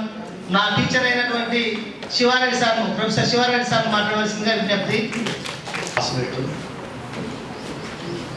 తర్వాత ముందు కూడా అలాగే చాలామంది పెద్దలు, స్టూడెంట్స్, మీనయ్య గారికి అందరూ మీనయ్య గారు స్టూడెంట్స్. మీనయ్య గారు ఒక విధంగా చెప్పాలంటే ఎక్కడి నుండి మన కాల్ కానీ ఇన్విటేషను వస్తే ముఖ్యంగా 3 సెక్షన్స్ నుంచి వస్తే మనం నో చెప్పడానికి ఆస్కారం తక్కువ. ఒకటి విలేజ్ మేటు, రెండవది క్లాస్మేటు, సో మూడవది ఏంటో మీరే ఊహించుకోండి. దీంట్లో మీనయ్య గారు క్లాస్మేటు, వాళ్ళ ఆవిడ తర్వాత ఎక్కువ మీనయ్య గారి గురించి అవగాహన ఉన్న వ్యక్తులలో నేను కూడా ఒక్కడిని అని అనుకుంటున్నాను. ఎందుకంటే మా యొక్క జర్నీ 1976లో మొదలైంది, కంటిన్యూ అయింది. మధ్యలో కొంత గ్యాప్ వచ్చినప్పటికి కూడా మళ్ళీ ఈ మధ్యలో రెగ్యులర్గా మేము ఏదో సందర్భంగా కలుస్తూనే ఉన్నాము. ఒకసారి వదిలిపెట్టే వ్యక్తి కూడా కాదు, ఏదో సందర్భంగా రెగ్యులర్గా టచ్లో ఉంటాడు. సో ఒకటి ఏంటంటే మీరు అన్నారు నాలెడ్జ్ గురించి పెట్టినప్పుడు, సో నాలెడ్జ్ ఏంటంటే వేరే వాటితో పోల్చుకుంటే ధనం ఏంటంటే పంచితే తగ్గుతుంది, బట్ నాలెడ్జ్ ఏంటంటే పంచితే పెరుగుతుంది. అంటే నాలెడ్జ్ పంచడంలో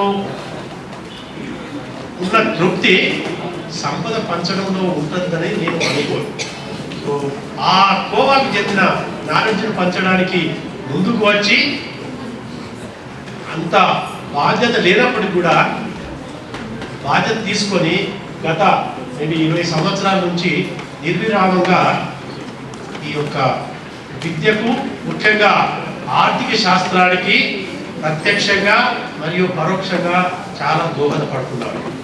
ఎందుకంటే ఇక్కడికి వచ్చే వాళ్ళంతా అక్కడ కొంత ట్రేడ్ అయితే తప్ప మాకు సమస్యలు ఎక్కువ అవుతాయి. సో కాబట్టి ఆయన ట్రైనింగ్ చేస్తూ కనీస బేసిక్స్ను నేర్పించి మా దగ్గర పంపుతున్నాడు కాబట్టి మాకు కొంత ఇబ్బంది తగ్గింది. ఏదని కాదు ఉన్నది, బట్ ఇబ్బంది చాలా తగ్గించడంలో ఆ విధంగా మీనయ్య గారికి ఒక యూనివర్సిటీ అధ్యాపకుడిగా, డిపార్ట్మెంట్ ఆఫ్ ఎకనామిక్స్ ఇదే ఆర్ట్స్ కాలేజ్కి చెందిన వ్యక్తిగా నేను నిజంగా అప్రిషియేట్ చేస్తున్నాను. రెండు ఏంటంటే మనకు ఈ మధ్యలో మీరు చాలామంది జనరల్ నాలెడ్జ్ కూడా చదువుతున్నారని కూడా ఈ మధ్యలో వచ్చి ఈ ప్రభుత్వం ఏంటంటే ఇది తెలంగాణ రైజింగ్ 2047 దానికి సబ్ టైటిల్ పెట్టారు, సస్టైనబిలిటీ లైవ్లీహుడ్స్ గ్రోత్ ఎసెట్స్. దాంట్లో ఏమని చెప్పారు, ముఖ్యమైన ఉద్దేశం ఏంటంటే by 2047 our Telangana economy should be $3 trillion. So మనకు అంటే అది ఏం చేయాలి, ఎట్టి పరిస్థితుల్లో ఉన్నాము మనకు తెలుసు. ఇప్పుడున్న పరిస్థితి చూసుకుంటే సంఖ్యాపరంగా గుణాత్మకంగా రెండింటిలో కూడా మనం చాలా వెనుకబడి ఉన్నాము. సంఖ్యాపరంగా కొంత పర్లేదు అనిపించింది. అందరూ స్కూల్కి వెళ్తున్నారు, కాలేజీకి వెళ్తున్నారు, డిగ్రీలు చేతపుచ్చుకుంటున్నారు, తర్వాత పట్టాలు డైరెక్ట్ పిహెచ్డీస్ పొందుతున్నారు. అయితే దీంట్లో ఏంటంటే దురదృష్టవశాత్తు ఏంటంటే మనం ఎకనామిక్స్లో రెండు రకాల ఒకటే ఇన్ఫ్లేషన్ ఎక్కువ మాట్లాడతాం. నేను చెప్పే ఇన్ఫ్లేషన్ చాలా వెరీ వెరీ ఇంపార్టెంట్. ఒకటి ఏంటంటే ఇన్ఫ్లేషన్ అంటే రైజ్ ఇన్ ప్రైసెస్ ఎక్సెట్రా అంటాం, అంటే ద్రవ్యం యొక్క విలువను పోగొట్టడము. ఇక్కడ ఏమి జరుగుతుందంటే ద్రవ్యం విలువ పోవడం కాదు, విద్య యొక్క విలువ కూడా పోతుంది. Degrees, devaluation of degrees, inflation of degrees. ఎట్లా అంటే ఒకప్పుడు 10th క్లాస్ చదివే వాళ్ళ జాబు ఇప్పుడు కనీసం డిగ్రీ ఉన్న వాళ్ళకు కూడా రావడం లేదు. రైస్ అవుట్ దాన్ని చూడండి. అప్పుడు రూపాయి కిలో బియ్యం అంటే ఇప్పుడు 40 రూపాయలు పెట్టాలి. అప్పుడు 10వ క్లాస్ అయినా 10వ క్లాస్ స్టేజ్ అయినా ఏదైతే ఉద్యోగం వస్తుందో ఇప్పుడు కనీసం డిగ్రీ, పీజో, పిహెచ్డీ చేస్తే తప్ప రావడం లేదు. సో ఈ యొక్క విద్య ఏదైతే ఇన్ఫ్లేషన్ జరుగుతుందో డిగ్రీస్, డివాల్యుయేషన్ ఆఫ్ డిగ్రీస్ అనేది పెద్ద లెవెల్లో జరుగుతుంది. డివాల్యుయేషన్ రూపీ గురించి మనం చాలా మాట్లాడినాము. ఈ మధ్యన మనందరము మాట్లాడాల్సిన ముఖ్యమైన విషయం అంటే డివాల్యుయేషన్ ఆఫ్ డిగ్రీస్.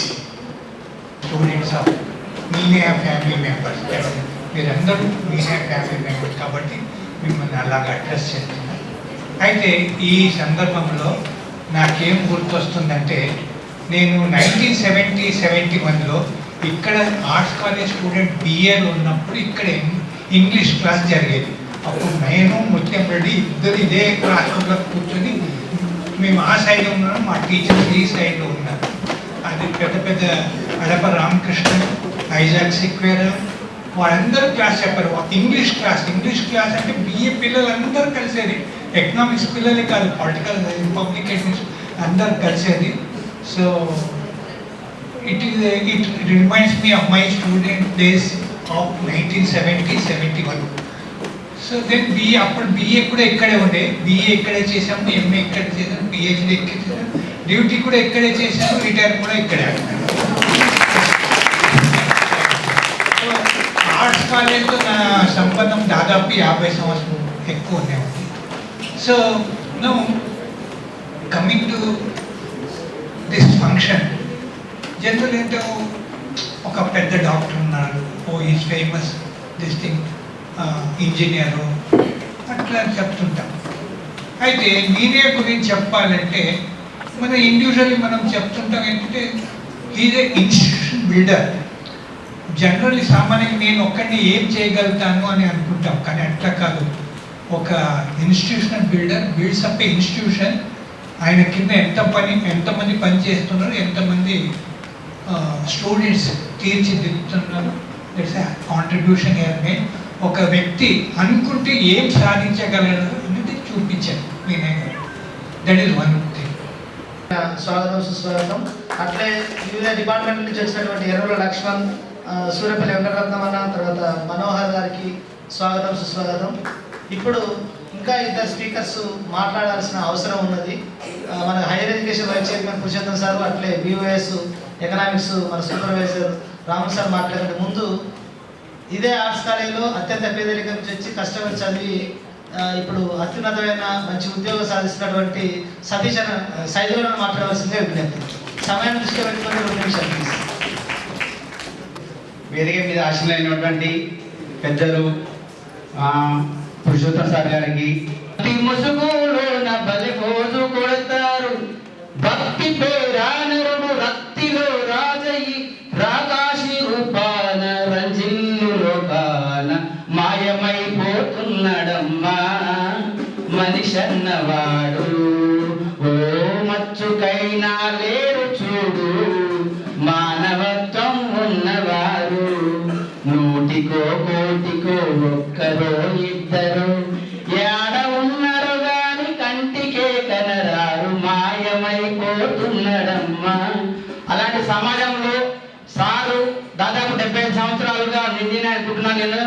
అయినా కానీ ఆయన యొక్క శక్తిని, ఆయన యొక్క శ్రమని, ఆయన యొక్క మేధస్సుని మన కులానికి అనునిత్యం దారపోస్తూ అన్ని విధాల సహాయ సహకారాలు అందిస్తూ మన యొక్క బంగారు భవిష్యత్తుకు బాటలు ఇస్తున్నటువంటి సార్ గారికి మనం ఏమిచ్చినా రుణం తీసుకోలేము. ఎందుకంటే సార్ ఎటువంటి లాభాపేక్ష లేకుండా, ఎటువంటి మన నుంచి ఆశించకుండా చాలా గొప్ప ప్లాట్ఫామ్స్ ఇస్తున్నాడు. అందుకు సహకరిస్తున్నటువంటి మేడం భారతి మేడం గారికి కూడా మనందరి తరఫున ప్రత్యేక ధన్యవాదాలు తెలుపుకుంటున్నాము. ఎందుకంటే ఈ రోజు మన నుంచి సార్ ఏం ఆశించలేదు, మన యొక్క బంగారు భవిష్యత్తుని ఉన్నతంగా తీర్చిదిద్ది ఆయన యొక్క పేరుని, ఆయన యొక్క ఆశయాల్ని అన్నిటిని కూడా ఉన్నత శిఖరాల్లో ఉంచాలనే గొప్ప సంకల్పంతో సార్ ముందుకు పోతున్నాడు. ఎందుకు చెప్తున్నా ఈ మాట అంటే, ఎక్కడో నేను మిర్యాలగూడ మండలం వెంకటాపురం గ్రామంలో బేడపుట్ట సంఘాలలో 6వ తరగతి చదివి అది ఫెయిల్ అయ్యి, ఆ తర్వాత ఫ్యూచర్లో పనిచేసి ఆ ప్లేట్లు కడిగి వచ్చి, ఆ తర్వాత 10th ఓపెన్ 10th చేసి ఓపెన్ డిగ్రీ చేసిన తర్వాత మీనయ్య సార్ గారి దగ్గర ఎకనామిక్స్ క్లాస్లో కోచింగ్ తీసుకొని ఉస్మానియా యూనివర్సిటీలో ఆర్ట్స్ కాలేజీలో 8th ర్యాంక్ కొట్టి, ఆ తర్వాత MA economics political science BEd చేసి లాస్ట్ టైం వచ్చినటువంటి గ్రూప్ 2లో స్టేట్ సెకండ్ ర్యాంకర్ గా నిలిచి సార్ యొక్క పేరుని చాలా గొప్పగా ఉంచడం జరిగింది. ఎందుకు చెప్తున్న ఈ మాట అంటే, ఇప్పుడు నేను చదువుకున్నాను, కష్టపడ్డాను, ఈ గ్రామంలో చాలా అవమానాలు అంటే ఆక్రోశాలు ఆకలి పట్టుకొని వచ్చాను, కానీ నాకు సెట్ అయ్యాను, మంచి భార్య పిల్లలతో సెట్ అవుతున్నాను. కానీ సార్ యొక్క ఆశయాన్ని ఏ విధంగా ముందుకు తీసుకుపోవాలనే విషయంలో 2020లో కరోనా వచ్చి అంతా అల్లకొల్లం అవుతున్నప్పుడు మేమందరం కూడా ఒక మనాపద్వంలో కానీ ఫౌండేషన్ ఏర్పాటు చేసి, ఎక్కడైతే పేదలు ఉన్నారో, ఎక్కడైతే అవసరానికి ఉన్నారో, neediest of the need, poorest of the poor people గుర్తించి దాదాపు 4 నుంచి 5,000 కుటుంబాలకి వాళ్ళకి కావాల్సిన నిత్యావసర సరుకులు కావచ్చు, వాళ్ళకి కావాల్సిన అవసరాలుగా తీర్చు. అదే విధంగా నా పేరు సైకిల్ గౌడ్, ఎవరైనా తాటి చెట్టు నుంచి కింద పడి చనిపోయినప్పుడు, బెడ్ రెస్ట్ అయినప్పుడు వాళ్ళకు కూడా గుర్తించి వాళ్ళకి ఒక గౌరవ ఇన్కమ్ ఆఫీసర్స్ అని పెట్టి అక్కడ కూడా ఎన్నో వందల మందికి వాళ్ళకి కావాల్సినటువంటి 50,000 లక్ష రూపాయలు ఇచ్చి వాళ్ళ కళ్ళల్లో కూడా వాళ్ళ కొండలు ఎత్తికే అన్నం ఎత్తుకై ఉంటున్నారు. ఎందుకు చెప్తున్నా ఈ మాట అంటే, నేను చేసింది ఏం గొప్ప కాదు, సార్కు నేను ఇచ్చినటువంటి రిప్యుటేషన్. ఈ రోజు నాకు బాధ కలిగించే విషయం ఏంటంటే, ఇంత మంచి ప్రోగ్రామ్ పెట్టిండు, ఇంతమంది డాన్స్ లో ఉన్నారు, కానీ సార్ ఇప్పుడు కూడా ఎవరిలో ఒకరిని ఆ ఫండ్ కలెక్ట్ చేయడానికి, ఇప్పుడు మనకి భోజనాలు ఏర్పాటు చేయడానికి ఒక ఎన్ఆర్ఐని, ఇక్కడ మౌలిక సదుపాయాలు కల్పించడానికి ఒక ఫ్రెండ్స్ వాళ్ళందరినీ అడగడం అనేది చాలా ఇబ్బందికర విషయం. అదే మనందరం కూడా మంచి మంచి స్థాయిలో ఉండి మంచిగా ఆ జీవితంలో సెట్ అయినప్పుడు మనందరం కూడా కలెక్టివ్ గా ఫండ్ కలెక్ట్ చేసి సార్ యొక్క ఆశయాలకు అనుగుణంగా సార్ ఎప్పటికైనా ఎటువంటి ఏ విధమైనటువంటి ఆయన ఆశయాలకి ముందుకు తీసుకుపోవాలంటే ఫస్ట్ ఆఫ్ ఆల్ మనం చదవాలి. ఎందుకు చెప్తున్నంటే, ఈ ఆర్ట్స్ కాలేజ్ రాకముందు జస్ట్ నాకు ఆర్టికల్ అంటే ఏదో తెలియదు, ఇంగ్లీష్ తెలియదు, తెలుగు తెలియదు. అయినా కానీ ఆ తర్వాత 5 సంవత్సరాలు చదివి గొప్పగా అన్ని నేర్చుకొని ఈరోజు మీ యొక్క ముందర ఈ మధ్యన నాకు ప్రమోషన్ కూడా వచ్చింది, ఎక్సైజ్ ఇన్స్పెక్టర్ గా మీతో మాట్లాడుతున్నాను. కాబట్టి సార్ యొక్క ఆశయాలకు అనుగుణంగా మనందరం పోయి సార్ యొక్క పేరు నిలబెట్టాలని కోరుకుంటూ, నేస్తమా చెదర నీకు చెలిమిదారలు, ఏనాటికి మరువకు మధురానుభూతులు, కాలమై స్వరాల వేణువై, గానమై స్వరాల వేణువై, నా తనువంత సంద్రమైన వినేసారు విద్యార్థులను, నేస్తమా చెదర నీకు చెలిమిదారలు, ఏనాటికి మరువకు మధురానుభూతులు, కలిమి లేవులన్నీ కలిసిన బ్రతుకుల్లో, మా ఊరి గుడిసెల్లో సిరి సిరి వెన్నెలలై, మగంచి మెతుకుల్లో తన రాజ్యమే చూస్తూ ఇంతమంది విద్యార్థులను తీర్చిదిద్దిన నేస్తారని, నేస్తమా చెదర నీకు చెలిమిదారలు, ఈనాటికి మరొక మధురానుభూతులు. థ్యాంక్ యూ అంటారు. చాలా మాట్లాడాలి, తర్వాత మాట్లాడుతున్నాం, పెద్దలు ఉన్నారు దాని మీద. అందువల్ల ఇంత మంచి కార్యక్రమాన్ని ఎంతో గుర్తు చేసి ఈ యొక్క వ్యాయామశాల గురించి చేసిన మా మిత్రుడు, మా జూనియర్ దుబ్బ రంజిత్ అన్న గారికి స్పెషల్ థ్యాంక్స్ చెప్తూ అందరూ కూడా మళ్ళీ మాట్లాడుకున్నాం. థ్యాంక్ యూ అన్నారు. Special thanks to all of you. మనల్ని అందుకుంటున్నటువంటి మన ప్రియతమ ప్రొఫెసర్ రాము సార్ మాట్లాడవలసిందిగా విజ్ఞప్తి చేస్తున్నాం. నాతో సహచరంగా పనిచేశారు సార్ వాళ్ళు. నిజంగా నేను అదృష్టవంతం. ఎవరికి లేని అదృష్టం నాకు ఈ ఆర్ట్స్ కాలేజ్లో ఉందంటే, నేను ఓల్డ్ తరంతో పనిచేసే అదృష్టము ఆయన రిక్రూట్మెంట్ అయిన ఉందని నా ఒక్కడికే అవకాశం వచ్చింది, మిగతా వాళ్ళకి రాదు. నేను వాళ్ళతో నేర్చుకున్నాను. ఎందుకు నేను నిలబడగలిగానంటే వాళ్ళ యొక్క సపోర్ట్ వల్లనే నేను నిలబడగలిగాను. నేను వాళ్ళకి మిగతా వాళ్ళు ఇంకా ఈ న్యాయసాలు చేస్తున్న సేవలు అందరూ చెప్తూ ఉన్నారు. సమయం లేదు కనుక అంతర్భోచితంగా సంక్షిప్తంగా మాట్లాడే ప్రయత్నం చేస్తాను. జనరల్గా మీ న్యాయసాన్ని అందరూ మెచ్చుకుంటున్నారు. మరి మనము మీ న్యాయసాలను ఎందుకు చిన్నపిల్లలమా 20-30 సంవత్సరాలు వచ్చిన మీ న్యాయసారి ఎందుకు చెప్పాలి, మనం ఎందుకు చెప్పవద్దు? మీ న్యాయసాలకు మనం ఎందుకు కావద్దనేది ప్రశ్న. తర్వాత ఇంకొకటి యూనివర్సిటీకి పాపం వెళ్ళిపోయారు. మీ న్యాయసాల కృషి ఫలితమో ఎవరి కృషి ఫలితమో మీ కృషో ఇంత అద్భుతమైనటువంటి కళాశాలలో మీకు సీట్లు రావడం నిజంగా అభినందనీయం. జనరల్గా నాకు ఒక భయం అవుతూ ఉంటుంది అప్పుడప్పుడు. ఫస్ట్ క్లాసులో తీసుకొని థర్డ్ క్లాసులో పంపుతున్నామా, అదొక రకమైన మానసికంగా భయం. తర్వాత ఇంకోటి ఏమవుతుందంటే నేను అనొద్దు అప్రస్తుతమో తెలియదు కానీ, ఎందుకంటే పాత తరం వాళ్ళు కొత్త తరం వాళ్ళు వస్తున్న సందర్భం కనుక చాలా సీనియర్ ప్రొఫెసర్లు రిటైర్ అయిన వాళ్ళు నన్ను అప్పుడప్పుడు అడుగుతుంటారు. ఎందుకు అడుగుతున్నారంటే మీరు ఎంతో మీరాసాల ద్వారా కష్టపడి మా చేతుల్లోకి వచ్చారు కనుక కొంచెం మేము ఎలా ఉన్నామో చెప్పాలి కదా. ఆ సందర్భంగా ఎంత ట్రాన్స్ఫర్మేషన్ అయ్యిందయ్యా, నువ్వు చిన్న 90లో విద్యార్థి 2020-30-35 సంవత్సరాలు ఈ ప్రస్థానంలో నువ్వేం అర్థం చేసుకున్నావు, యూనివర్సిటీ పిల్లలకి ఏం చేస్తున్నావు అంటే, జనరల్గా నేను 2 రకాల టీచర్లు చూశాను సార్ నా 35 సంవత్సరాల ఆర్ట్స్ కాలేజ్ ప్రస్థానంలో. తరగతి గదులకి పరిమితమయ్యే మేధావి వర్గంలో తరగతి గదులకి రాని మేధావి వర్గానికి ఎదుగాను సార్ గమనించాలి. ఒకప్పుడు తరగతి గదులకి రాని మేధావి వర్గం దగ్గర ఎదిగాను సార్. చాలా అద్భుతంగా ఉంది. మీకు మైక్ ఇవ్వండి, అద్భుతంగా మాట్లాడగలుగుతాము, అది చేయగలుగుతాము. ఇక వర్క్ అనేది ఎవరు చెప్తారనేది ఇది కాదు. నేను సరే ఇది కాదు. ఇప్పుడున్న టీచింగ్ ఫ్యాకల్టీ ఎవరు ఇంత అద్భుతమైన స్క్రీమ్ను మనం తీసుకొని మరి మీడియా సార్ యొక్క కళ ఫలితాన్ని మనం ఎట్లా ముందుకు తీసుకుపోతున్నాం. మన మీద సఫలలో సమస్య పెట్టాక విఫలం ఎంతమంది ఎవరి వల్ల అయ్యారు? సఫలలో సమస్య కాదు, విఫలం ఎంతమంది అయ్యారు? ఎందుకు అయ్యారు? మన కారణం మన ఆత్మ విమర్శన కనుక చేసుకోకపోతే సఫలుగానే ఉంటాయి తప్ప రియాలిటీలోకి మనం రాలేదు. విఫలమైన సంగతి ఎందుకు విఫలమయ్యారు వాళ్ళు? సఫలుడే కాదు, విఫలం ఎందుకు అయ్యారు? అది మనోడు ఎంత భాగస్వామ్యం ఈ నాది అందరినీ ఉన్నది. మరి వాళ్ళు విఫలం కావడం చేయాల్సిన బాధ్యత ఏమిటో మనం గమనించుకోవాల్సినటువంటి అవసరం ఉంది. ఇంకా ముఖ్యంగా జరగాలంటే నేను కొంచెం లేట్ వచ్చాను కనుక నేను క్లాసులు ఉన్నాయి కనుక ఎట్టుబడి క్లాసు ఉంటే 3 క్లాసులు ఉన్నాయి కనుక నేను క్లాసులు కంప్లీట్ చేసుకున్నాకనే రావాలని ఉద్దేశం వచ్చాను. లేట్ అయినా క్షమించాలా. ఎందుకంటే ఆ క్లాసులు నా పని నేను చేయనప్పుడు నీకు ఎన్ని మాటలు చెప్పినా శూన్యమే. నా పని నేను చేయనప్పుడు మాటలు ఎందుకు? అందుకు లేట్ అయింది కనుక క్షమించాలి తప్ప నేను అందరితో పోతుంది అంటే మీడియా సాగులో తాత్విక భావనని ఎన్నుకొని మనం కూడా మా పిల్లలకు మంచి పాఠాలు మనకన్నా ఉన్నతులు తయారు చేసినప్పుడు మనం సక్సెస్ఫుల్ టీచర్ కనుక ఒక ప్రొఫెసర్ అయితే అటెండర్ తయారు చేసి పంపినట్టే కాలేదు కనుక ఇది చేస్తూ ఏదైనా పొరపాటుగా ఉంటే అంగలా భావించకుండా మేము విన్యాసాలు మరొకసారి కంగ్రాచులేషన్ చెప్తూ మీరు ఇంకా విన్యాసాలు అడుగుదల నడవాలని అభినందనలు అందరికీ తెలియజేస్తూ మీకు అందరికీ పేరు పేరున ధన్యవాదాలు చేస్తాను. చాలా వివరణాత్మకంగా ఉత్తేజపూరితంగా క్రమశిక్షణ గురించి నిబద్ధత గురించి తెలియజేసినటువంటి మన రామసారికి ప్రత్యేక ధన్యవాదాలు తెలియజేస్తూ ఈరోజు chief guest Telangana higher education vice chairman, ఇదే ఎకనామిక్స్ డిపార్ట్మెంట్ నుంచి ఆ స్థాయికి ఎదిగినటువంటి మనందరి ప్రియతమ ఆచార్యులు ప్రొఫెసర్ ఇటికాల పురుషోత్తం సార్ని మాట్లాడవలసిందిగా విజ్ఞప్తి చేస్తుంది.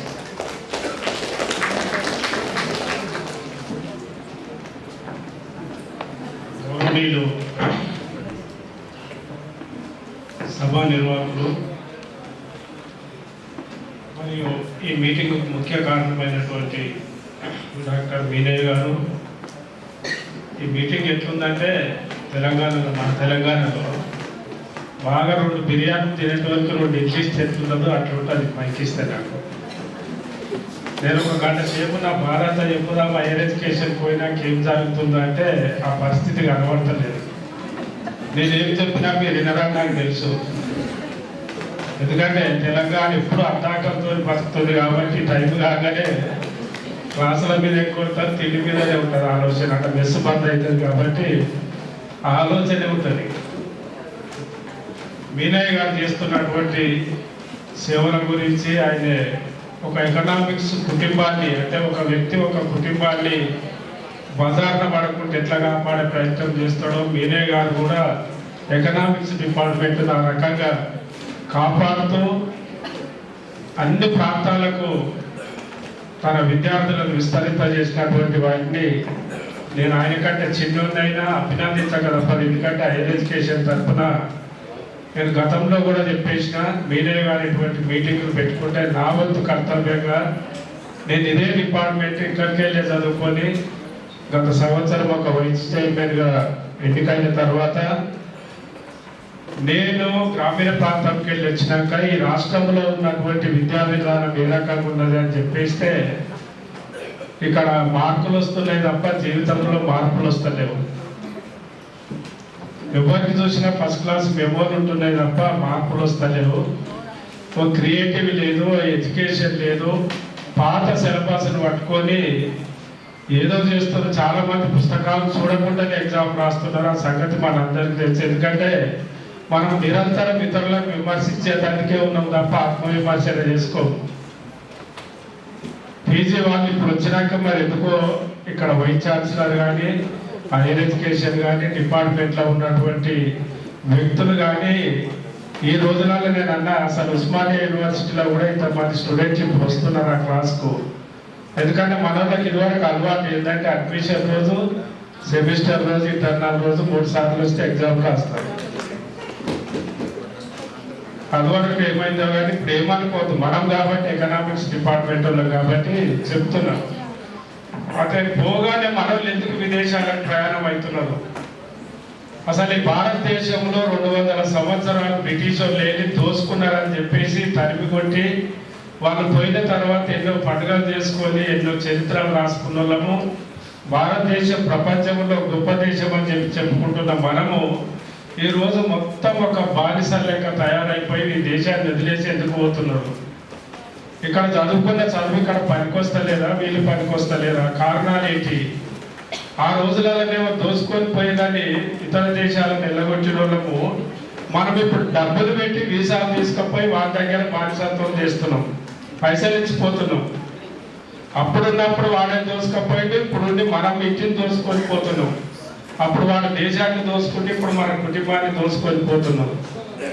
తల్లిదండ్రులు ఎక్కడో ప్లాట్ కొన్నా, జాబ్ తీసుకున్నా కానీ లోన్లు తీసుకొని వారిని ఏ రకమైన పనులు చేస్తున్నారో మనందరికీ తెలుసు. అనేది ఆ ఎడ్యుకేషన్ డిపార్ట్మెంట్కి పోయిన తర్వాత నాకు కూడా ఒక ఎకనామిక్స్ సబ్జెక్టే తెలుసు.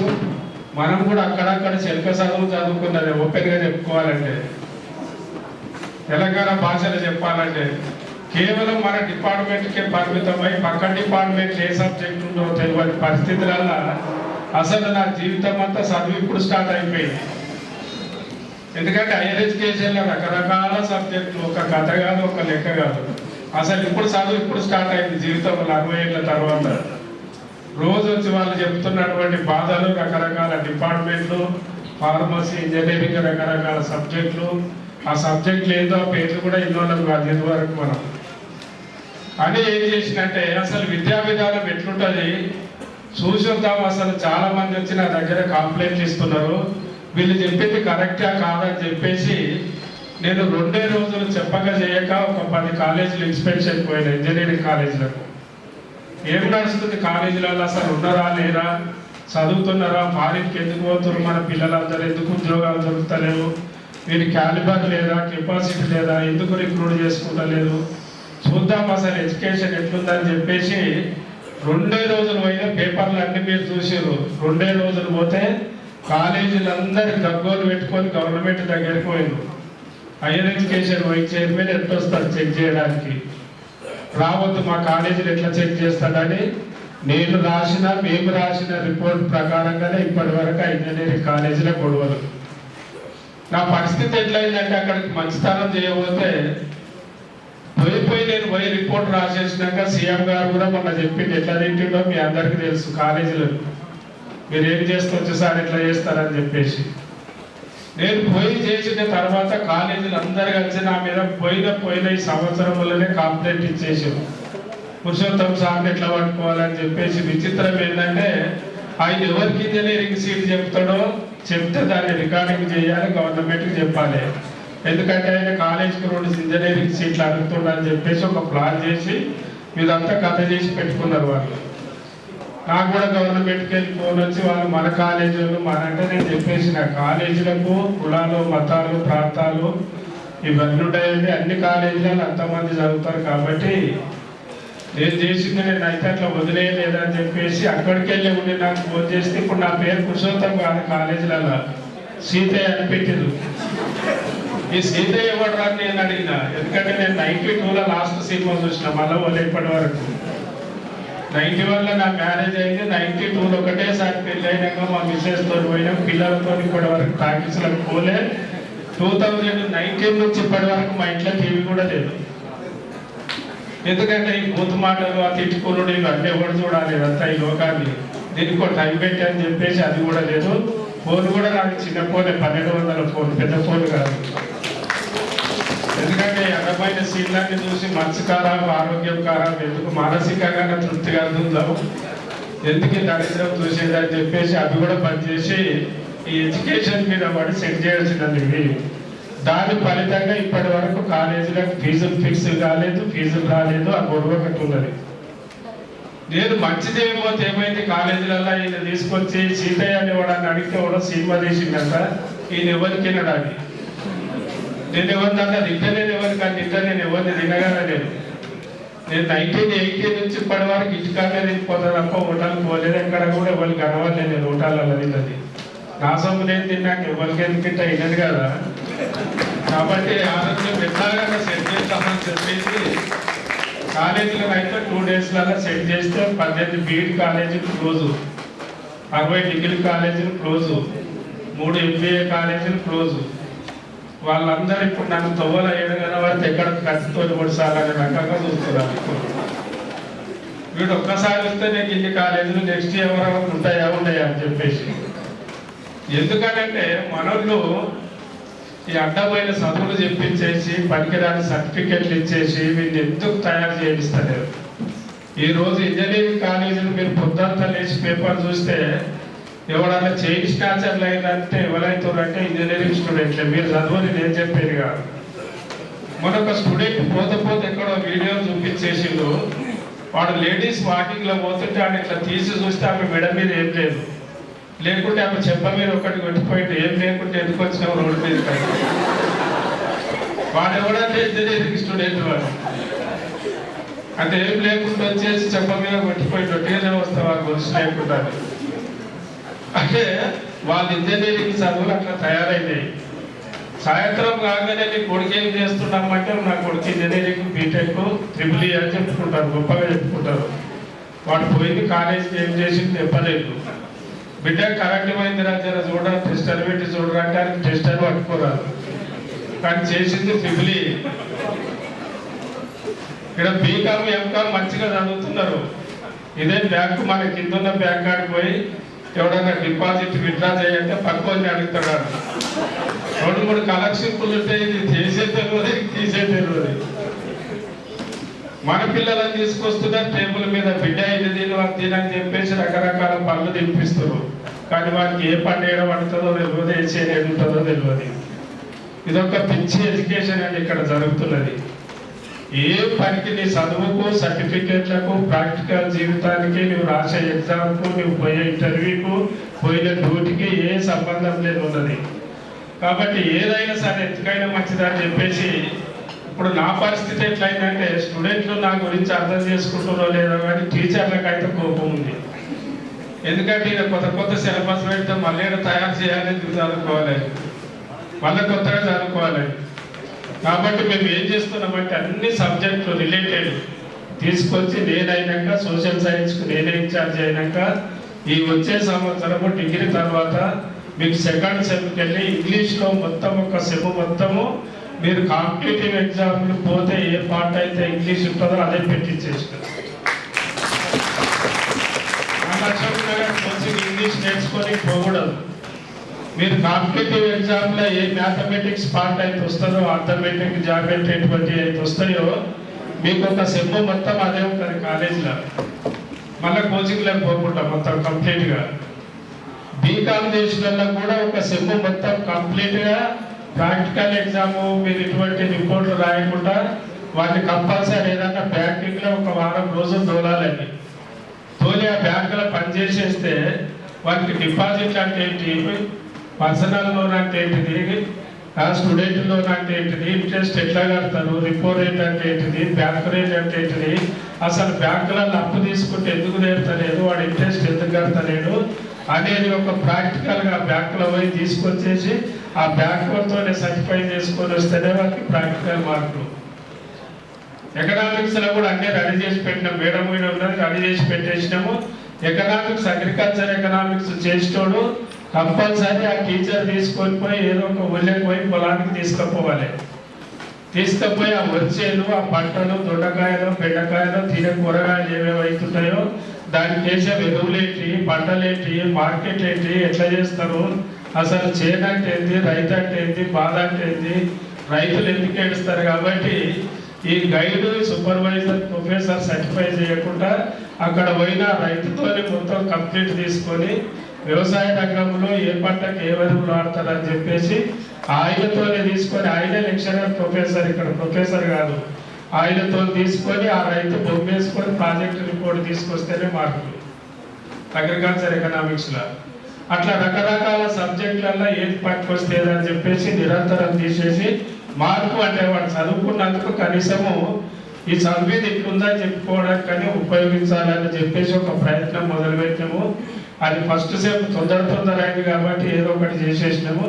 ఇప్పుడు ఈ థర్డ్ సెమ్, ఫోర్త్ సెమ్ మిగతా ఏదైతే ఉన్నాయో అవి కంపల్సరీగా ప్రాక్టికల్ ఓరియంటేషన్ తీసుకురావాలని, ఇంజనీరింగ్ స్టూడెంట్లకు కూడా కంపల్సరీ మెకానిక్ చేసిన వారికి కంప్యూటర్లకు తోలాలి, ఎలక్ట్రిసిటీ చేసిన వారికి ఆ డిపార్ట్మెంట్లకు తోలాలి. ఏదో రకంగా ఏ సబ్జెక్ట్ రిలేటెడ్ ఉన్నది దాన్ని కంపల్సరీ చేయాలనే ఉద్దేశంతో అది చేయడం అయింది. ఈ సంవత్సరం కూడా మీకు పిల్లలు వస్తలేరు, కాలేజీ నడుస్తలేదు, ఎందుకు వస్తలేరు అంటే టీచర్లను, ప్రొఫెసర్లను తిడుతున్నారని చెప్పేసి నేను పోగానే మా చైర్మన్ మేము అందరం అనుకొని ఇమ్మీడియట్లీగా ఎస్సీ వెల్ఫేర్కు, బీసీ వెల్ఫేర్కు ఇమ్మీడియట్లీగా రాసేసిన మొత్తం 75% ఏ ఒక్కరికి ఉన్నా కానీ ఎవరిని ఎగ్జామ్ రాయలేదు. 75% తక్కువ ఉన్న వాళ్ళకు ఎవరికి కూడా స్కాలర్షిప్ రాదు. ఇప్పుడు 74 ఉన్నా కానీ రాదు. ఆ కాలాలు పోయినాయి. ఎందుకంటే సీఎం గారు కంపల్సరీ ఎడ్యుకేషన్ అయినా మళ్ళీ 11 వరకు తిండి తినకుండా వాళ్ళ క్లాస్ ఇచ్చేసి వచ్చిన ఈ పోరగాళ్ళకి ఏం అర్థం కాదు, ఇంకే మిస్ కాల్ పైసలు ఉన్నాయి, అనుకో మిస్ కావాలి. ఇది ఎక్కడ నీకు చదివే లేదా, నీకు ఇంకో బస్ కిరాయి దగ్గర ఉన్నది, ఇంకో ప్రేమలు అనేటి గుడ్డోడైనా కూలోడైనా ఎవడైనా పెళ్లి చేసుకోవాల్సిందే. ఆడలు ఒక దాని కొరకు టైం కేటాయించదు. నీకు ఒక జీలు ఉంటే, నీకు ఒక కసి ఉంటే, మా అమ్మనాయన పంపించేసారు, ఊరికెళ్ళి పంపిను, నేను ఊళ్ళో బస్సు దిగినా ఏం దిగినా నా ఊళ్ళోకి పోతే నేను రూపాయలు పోవాలనేది ఒక కసి ఉండాలి. రిటైర్ అయిన తర్వాత తెలంగాణ ప్రభుత్వం గుర్తించి తెలంగాణ కోసం ఎంతో సేవ చేశారని హైయర్ ఎడ్యుకేషన్ వచ్చేదని ఇచ్చిన తర్వాత ఒక 2 నెలల తర్వాత పోయి కలిసింది. సార్ ఎట్లుంది సార్ మరి ఒక ప్రత్యేక పరిస్థితి అంటే తెలంగాణ ఎడ్యుకేషన్ సిస్టమ్ అంతా. సభకు నమస్కారం. ఈనాటి ముఖ్య అతిథి పురుషోత్తం గారు, నా క్లాస్మేట్ బి శివారెడ్డి, నా super senior S Indrakanth sir, మా colleagues Vishnuvardhan retired principal and Kasinathan retired principal, Daisy madam, Nageswar గారు, తర్వాత ఇంతకుముందే ఈ వేదికని పంచుకొని మాట్లాడినటువంటి కాసిం గారు, ముత్యంరెడ్డి సార్, ఇతర పెద్దలు, వేదిక ముందు ఉన్నటువంటి మిత్రులు, అట్లాగే స్టూడెంట్స్, నా క్లాస్మేట్స్, ముఖ్యంగా పేరు పేరున చెప్పాలంటే ఇక్కడ సతీష్ కుమార్ భార్గవ్ రిటైర్డ్ ప్రిన్సిపల్, ఈ పుస్తక రచయిత వెంకటయ్య, అట్లాగే మా స్వగ్రామం సంబంధించినటువంటి తడకమల రాములు, ఆయన క్లాస్మేట్ గోవర్ధన్, మా దగ్గర మిత్రుడు, నాగేశ్వర్ ఫిజిక్స్ లెక్చర్, నా ఫస్ట్ కొలీగ్ మిత్రుడు కృష్ణారెడ్డి మా స్వగ్రామం, అట్లాగే సైదులు నా స్టూడెంట్, తర్వాత ఈ మధ్య ప్రమోషన్ కూడా వచ్చింది. అట్లాగే రిటైర్డ్ ప్రిన్సిపల్ అంజయ్ గారు ఎకనామిక్స్, డాంగే గెస్టెడ్ హెడ్ మాస్టర్గా నల్గొండలోనే బాయ్స్ కాలేజ్లో హై స్కూల్ సెక్షన్లో పనిచేసేటప్పుడు మిత్రుడు, దగ్గర మిత్రుడు. తర్వాత అంజయ్ మరో క్లాస్మేట్, ఇంటర్మీడియట్ క్లాస్మేట్. అంటే పేరు పేరున చెప్పాలంటే మిగతా స్టూడెంట్స్ అందరు కూడా. లక్ష్మణ్ నల్గొండ కాలేజీలో పనిచేసిండు, ఇప్పుడు ప్రస్తుతం సిటీ కాలేజీలో పనిచేస్తుండు. ఈ పుస్తక రచయితలు సిద్ధలక్ష్మి, అట్లాగే దీపిక, డాక్టర్ దీపిక, డాక్టర్ ప్రవళిక, ఈ ఎడిటోరియల్ బోర్డు ఉన్నటువంటి భాస్కర్ రెడ్డి, సుల్తాన్ అండ్ రంజిత్, తర్వాత మా సెట్ ఇప్పుడు నడుస్తున్నటువంటి దానికి అండదండగా ఉంటూ పేపర్ 1 చెప్తున్నటువంటి ఈ ఫోరం కార్యదర్శి గోపి, తర్వాత ఉపాధ్యక్షుడిగా ఉంటూ ఈ కార్యక్రమాన్ని ఇంత గొప్పగా అరేంజ్ చేసినటువంటి స్టూడెంట్ డాక్టర్ దుబ్బ రంజిత్. అంటే సమయం తక్కువ ఉంది కాబట్టి ఒక 5-10 నిమిషాలకు దీన్ని ముగించేటువంటి ప్రయత్నం చేస్తాను. ముఖ్యంగా చాలామంది చాలా గొప్పగా మాట్లాడినప్పుడు కూడా ఒక టీచర్గా స్టూడెంట్స్లో ఉన్నటువంటి సంబంధాన్ని, స్టూడెంట్ యొక్క డెవలప్మెంట్ కోసం ఎట్లా చేయాలన్నటువంటి దాంతో మొదలైనటువంటి ఆలోచన ఉమెన్స్ కాలేజీలో మొదలైంది. నేను 2004లో ప్రమోషన్ పోయినప్పుడు అక్కడ అందరూ కూడా ఫస్ట్ ఇయర్లో జాయిన్ అయిన తర్వాత second year drop out, final year వచ్చేసరికి 30 మందికి, చివరికి ఒక 20 మంది కంటే ఎక్కువ లేనటువంటి స్ట్రెంత్తో మొదలయ్యేటువంటి ఉమెన్స్ కాలేజీలో అందరూ పెళ్ళిళ్ళు చేసుకొని తర్వాత హయ్యర్ ఎడ్యుకేషన్ లేకుండా ఉన్నటువంటి పరిస్థితి. ఒక సంవత్సరం చూసిన తర్వాత ఆ పిల్లలు మోటివేట్ చేశాం. 6 మొదలైనటువంటి ఈ ప్రయాణం తర్వాత 800 పైగా ఈ స్ట్రెంత్ చేరుకుంది. అయితే ఒక సందర్భంలో ఇంద్రకాంత్ సారు, మీరు యూనివర్సిటీకి పంపిస్తారు బాగానే ఉంది కానీ మన జాబ్స్ ఎట్లా అనేటువంటి క్వశ్చన్ ఇచ్చాం. ఒక సందర్భం ఇటువంటి మీటింగ్ పెట్టాం. వెంటనే మేము భాస్కర్ సార్, సుల్తానా, గోపి వీళ్ళందరం కలిసి దాంట్లో ఒక ఎగ్జిక్యూటివ్ మెంబర్స్గా ఒక సుమారుగా 10 months కోచింగ్ కంటిన్యూ చేసినాం.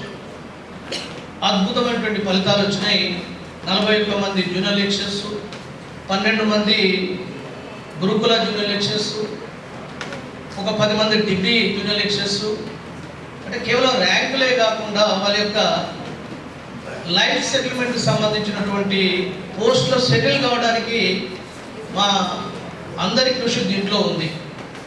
పైగా మాకు ఎంఈఎన్ విజ్ఞాన కేంద్రం అండదండలు ఉంటూ ఒక పెద్ద 5 స్టోర్ బిల్డింగ్ ఉంది. గ్రూప్ 1, గ్రూప్ 2, ఎస్ఐ ఇటువంటి కోచింగ్లు ఇచ్చుకుంటూ 2020 సంవత్సరంలో కోవిడ్ మూలంగా మేము ఆఫ్లైన్ క్లాసులు పెట్టడానికి వీలైనటువంటి సందర్భంలో ఆన్లైన్ క్లాస్ స్టార్ట్ చేసినాం. ఆన్లైన్ క్లాసు ఎట్లా ఉంటుంది, మరక మంచిదే అంటాం మనం. అంటే ఒక ఆ కోవిడ్ కూడా మాకు బాగా అనుకూలమైనటువంటి పరిస్థితి. అది చెడితే కావచ్చు కానీ రాష్ట్రంలో ఉన్నటువంటి వివిధ ప్రాంతాలందరూ కూడా ఒక దగ్గర తీసుకొచ్చేటువంటి ఎంఈఎన్ విజ్ఞాన కేంద్రం రాకుండానే ఎవరి మొబైల్ ముందర వాళ్ళు కూర్చొని, ఎవరి సిస్టమ్ ముందర వాళ్ళు కూర్చొని పాఠాలు వినడానికి ఒక సౌలభ్యం ఏర్పడింది. అద్భుతమైనటువంటి ఫలితాలు దాని నుంచి కూడా వచ్చినాయి.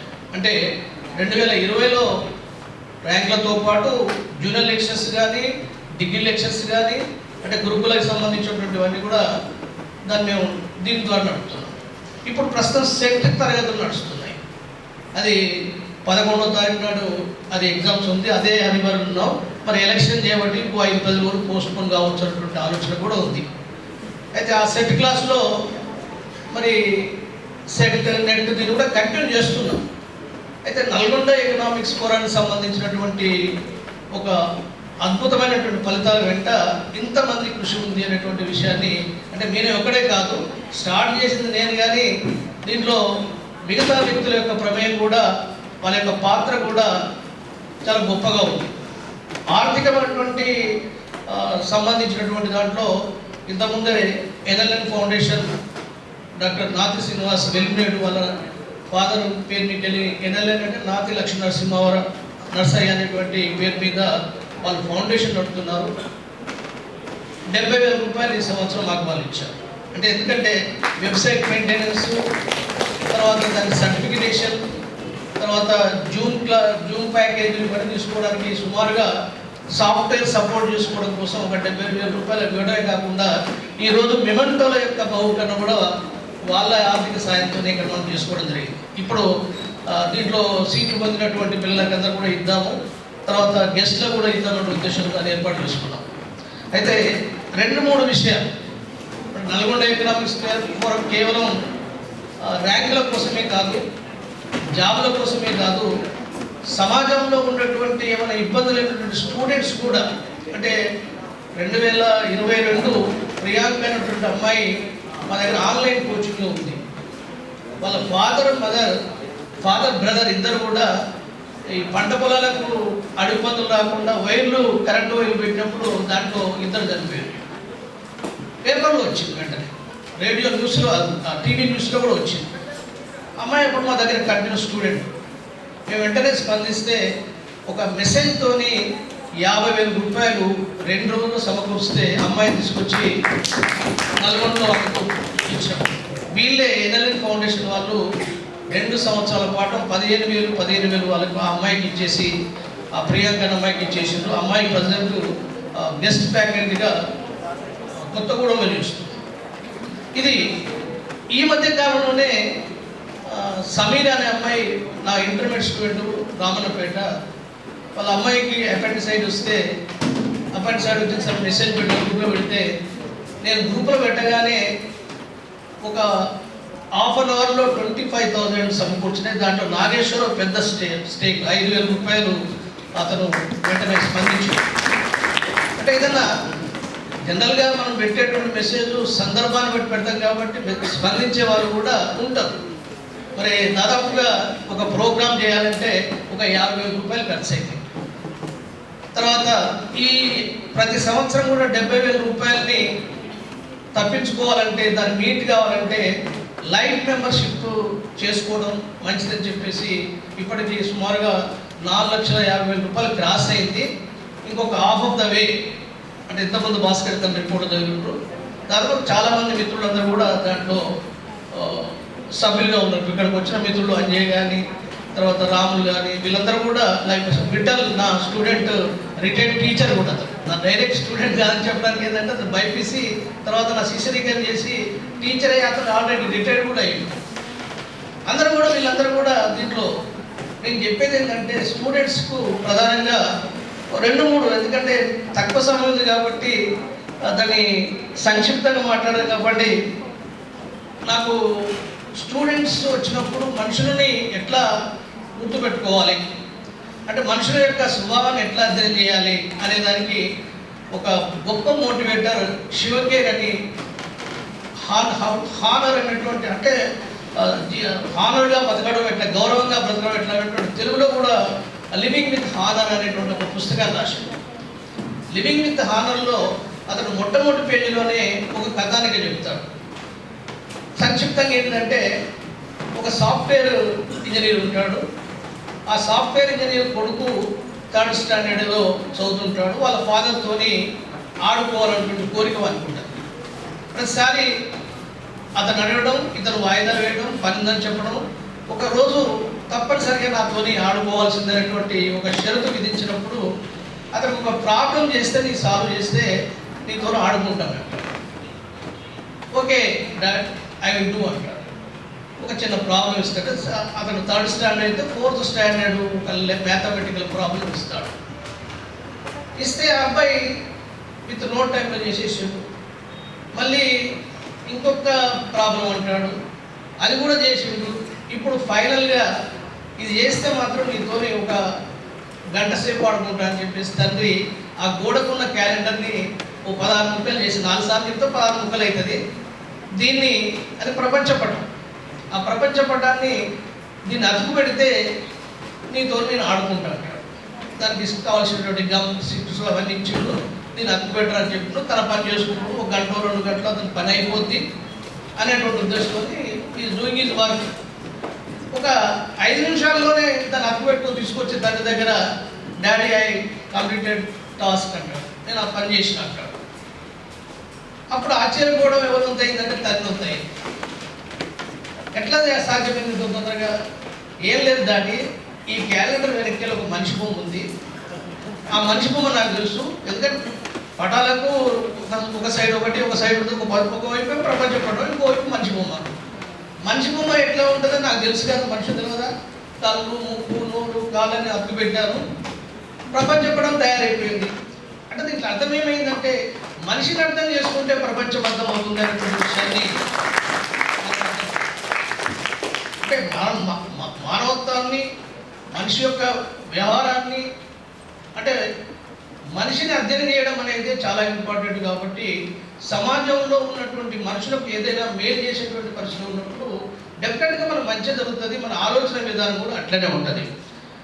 మరి ఈ సందర్భంగా ఒక చిన్న శ్లోకంతో, ఎందుకంటే విద్యార్థులు కాబట్టి, అర్థం తురాణం నా బంధు నా మిత్ర, విద్యా తురాణం నా సుఖం నా నిద్ర, కామం తురాణం నా భయం నా లజ్జ, క్షుధా తురాణం నా రుచి నా పక్వ అంటారు. బంధువుడు ఉండడు, కామంతో కళ్ళు మూసుకుపోయినటువంటి సిగ్గు ఉండదు, లజ్జ ఉండదు, భయం ఉండదు. ఆకలితో ఉన్నవాడికి రుచి ఉండదు, దానికి ఉడికిందా తెలియదు, ఉడకందా తెలియదు.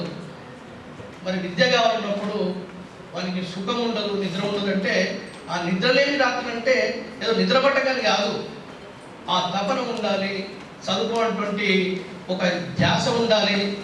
పురుషోత్తం సార్ మాటలు చెప్పాలంటూ బ్రతకడానికి కావాల్సినటువంటి చదువు నేర్చుకోవాలన్నటువంటి ఆ ఆలోచన విధానం మనకు కనపడుతుంది. అయితే ఇక్కడ 2025 సంవత్సరం 41 మంది 42 మంది ఇక్కడ వివిధ కళాశాలలో యూనివర్సిటీ సీట్లు పొందారు. ఒకటైతే బుక్స్ రాసినాం ఆల్రెడీ మేము, ఒకటి micro economics Telugu and English. ఇప్పుడు రచయితలు కూడా కొంతమంది వచ్చి దీంట్లో పాల్గొంచుకున్నారు. చాలా దూరంకి వెళ్ళి వచ్చినటువంటి Venkaiah, incharge principal, FSC principal Metpalli, ఒకసారి పరిచయం చేసుకోవాల్సిందిగా ఉంటున్నాం. ప్రస్తుతం అతను మెట్పల్లి ప్రిన్సిపాల్గా పనిచేస్తున్నాడు. తర్వాత సిద్ధలక్ష్మి జిచ్కుందలో, అది మద్నూరులో ఎకనామిక్స్ సెక్షన్గా పనిచేస్తుంది. తర్వాత ప్రవళిక సూర్యాపేట డిగ్రీ కాలేజ్లో రెసిడెన్షియల్ డిగ్రీ పనిచేస్తుంది. దీపిక సిటీ కాలేజ్లో ప్రెసిడెంట్ పనిచేస్తుంది. ఇంకోటి మిస్ అయిందా? ఇక మిత్ర బృందం అయితే భాస్కర్ రెడ్డి, సుల్తాన్ అంటే రంజిత్, దీనికి ఎడిటర్ బోర్డుగా ఉన్నాము. ఒక డ్యూయట్ సాంగ్, తర్వాత మంచి మెలడీ, తర్వాత మ్యూజిక్, చరణాలు, ఇవన్నీ చూస్తే ఒక ₹1,00,000 అయితే కానీ అది ఆ ప్రోగ్రామ్ తయారు కాదు మనకు తెలిసేంత వరకు. వెంటనే నేను అడిగితే బాగుండదని చెప్పేసి గోపిని అడగమన్నారు. ఏంటిది సంగతి, ఏంటి ఇంత గొప్పగా పాడడానికి ఎంత సాధ్యము అన్నప్పుడు అతను ఆర్టిఫిషియల్ ఇంటెలిజెన్స్ ఉపయోగించి మేము దాన్ని తయారు చేసింది సార్ అన్న తర్వాత మన ఫ్రెండ్స్ అందరికి కూడా పంపినాను దాదాపుగా. అంటే అది అర్థం కాలేదు. నేను మళ్ళీ తెల్లవారి ఎట్లా అంటే లింగయ్య మధుర ఖమ్మంలో ఉంటాడు, చెప్పిండు నాకు, నేను మేకలు కాసుకుంటా సార్, కాసుకునేది మేకలు. నేను పెద్దగా మీరు ఇంత సర్వీస్ చేస్తున్నారు కాబట్టి నాకున్న టాలెంట్ చూపించాలని తెలుస్తూ మీకు అది చూపించాను అన్నప్పుడు, మనం ఏం చేయవచ్చు అంటే మీరు చేయకూడదు సార్ అంటే నాకు పంపిణీ ఎట్లా చేయాలో పంపిణీ నేను తయారు వస్తున్నప్పుడు సుల్తాన్ ఒకటి తయారు చేసిన. అది బుక్లో ఫస్ట్ ర్యాంక్ వచ్చినప్పుడు హిందూ పేపర్ వాళ్ళు ఆమె ఫోటో వేసుకుంటూ ఆమె సంబంధించిన న్యూస్ రాసి, తర్వాత 2006-07లో నాకు సంబంధించినటువంటి సీట్లు వచ్చినప్పుడు ఆ 2 పేపర్లు హిందూ పేపర్లు వచ్చినటువంటి దాన్ని అప్లోడ్ చేస్తే సుల్తాన్ మీద అద్భుతమైన పాట ఒక 5 నిమిషాలు మోస్తప్పుడు ఇచ్చినాం. అంటే ఆర్టిఫిషియల్ ఇంటెలిజెన్స్ నాకు కొత్తగా గురువు దొరికినట్టు లింగే అంటే మనకేం తెలియదు. దాని ఆ పాట వింటుంటే అసలు మనం రాయగలుగుతామా? ఒకటే 5 మినిట్స్లో టోటల్గా దాన్ని మనం బాణీని చేయగలిగాము. సెట్, తర్వాత పిల్లలందరూ కూడా పాటలు వినొచ్చు. నా మీద రాసినటువంటిది అవన్నీ కూడా 2-3 నిమిషాలు తయారు చేసినటువంటిది. అంటే మనకు ఆలోచన ఉంటే, మనసు ఉంటే, నేర్చుకోవాలని ఉంటే, తపన ఉంటే అద్భుతాలను సృష్టించడానికి ఇప్పుడు ఆర్టిఫిషియల్ ఇంటెలిజెన్స్ వేదిక అయింది. కాబట్టి రాబోయేటువంటి రోజుల్లో మనకు ఎకనామిక్స్ అనే కాదు, ఏ విషయమైనా కానీ ఆర్టిఫిషియల్ ఇంటెలిజెన్స్ రాజ్యం వెళ్తున్నటువంటి ఈ రోజుల్లో మనం వండర్స్ని క్రియేట్ చేసేటువంటి పరిస్థితి ఉంది. సరే, భోజనాల టైం అయింది కాబట్టి నల్గొండ ఎకనామిక్స్ ఫోరం ద్వారా సీట్లు పొందినటువంటి స్టూడెంట్స్, తర్వాత మా ఆహ్వానాన్ని అందించినటువంటి మా మిత్రులందరూ కూడా వాళ్ళకు వస్తారని చెప్పేసి ఎక్స్పెక్ట్ చేసి మెమెంటో తయారు చేయించినాం. మెమెంటో స్వీకరించి మా యొక్క దీన్ని ఈ మీటింగ్ సక్సెస్గా డేట్ పంచుకోవాలన్నటువంటి విన్నపం చేస్తున్నాం. తర్వాత డాక్టర్ మచ్చ రమేష్ కూడా మా స్వగ్రామమే, కెమిస్ట్రీ లెక్చర్గా పనిచేస్తున్నాడు. అంటే ఎక్కడ మిస్ అయితే మా బ్రదర్ వాళ్ళ కొడుకు అక్కరపల్లి సైదులు అని కూడా అతను టీచర్గా పనిచేస్తున్నాడు. అంటే మంది ఎక్కువైనప్పుడు రీచ్ కావడం కొద్దిగా కష్టమైంది. సాధ్యమైనంత మేలు నాకు కనపడినంత వరకు, ఎందుకంటే ముగింపు అనేటువంటిది ఓట్ ఆఫ్ థ్యాంక్స్ ఇవన్నీ కాకుండా ఇక డైరెక్ట్గా ఈ ప్రైజులు ప్రదానం చేయడం అనేటువంటిది, ఇక మాట్లాడే వాళ్ళు చాలా మంది ఉన్నారు. విష్ణువర్ధన్ కాసిన మాట్లాడారు, వాళ్ళతో మెమెంటోలు ఇప్పించుకుంటూ మీ అందరు కూడా మెమెంటోలు ఇచ్చేసుకుంటూ స్టూడెంట్స్ కూడా మెమెంటోలు ఇచ్చేసి ఈ కార్యక్రమాన్ని దిగ్విజయంగా ముగించాలని కోరుతూ మరి రంజిత్ మాట్లాడాల్సిందిగా చివరిగా కోరుతున్నాను. మాట్లాడాలని ఏం లేదు సార్, ఎప్పుడు మాకు మెమెంట్ ఇవ్వడమే కాదు, ఈసారి మీకు మెమెంట్ ఇద్దాం అనుకుని ఒక ప్రయత్నం చేస్తున్నాం సార్. ఇది విద్యార్థులందరి తరపు నుంచి మేడం పార్వతమ్మ గారిని వేదిక మీదకి రావాల్సిందిగా విజ్ఞప్తి చేస్తున్నాం. అట్లే సైదులన్న, Shobhan sir, Sultana madam, Pravalika madam, Deepika madam, Siddhalakshmi garu, Lakshman sir, అందరూ ఎకనామిక్స్ ఫ్యాకల్టీ అంతా వేదిక మీదకి రావాల్సిందిగా ప్రత్యేకంగా విజ్ఞప్తి. ప్లీజ్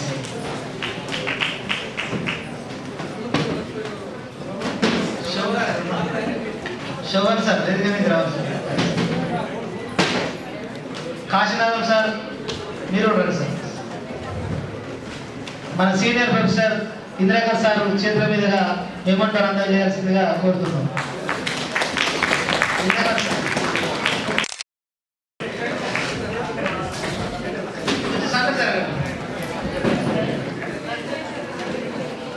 ఈ సందర్భంగా పాల్గొనవలసిందిగా మహాజన ధరు సురేష్ మహాజన్ గారిని వేదిక మీద రావాల్సింది కోరుతున్నాం. చదువులల్లా గెలిచి చూపినాడు బాట, సేవ తప్ప మన యావలేదు, ప్రతిపేద గుడిసెల్లో అర్థశాస్త్రం, నాటికి నేటికి ఆదర్శమైన పార్వతమ్మ మీనయ్య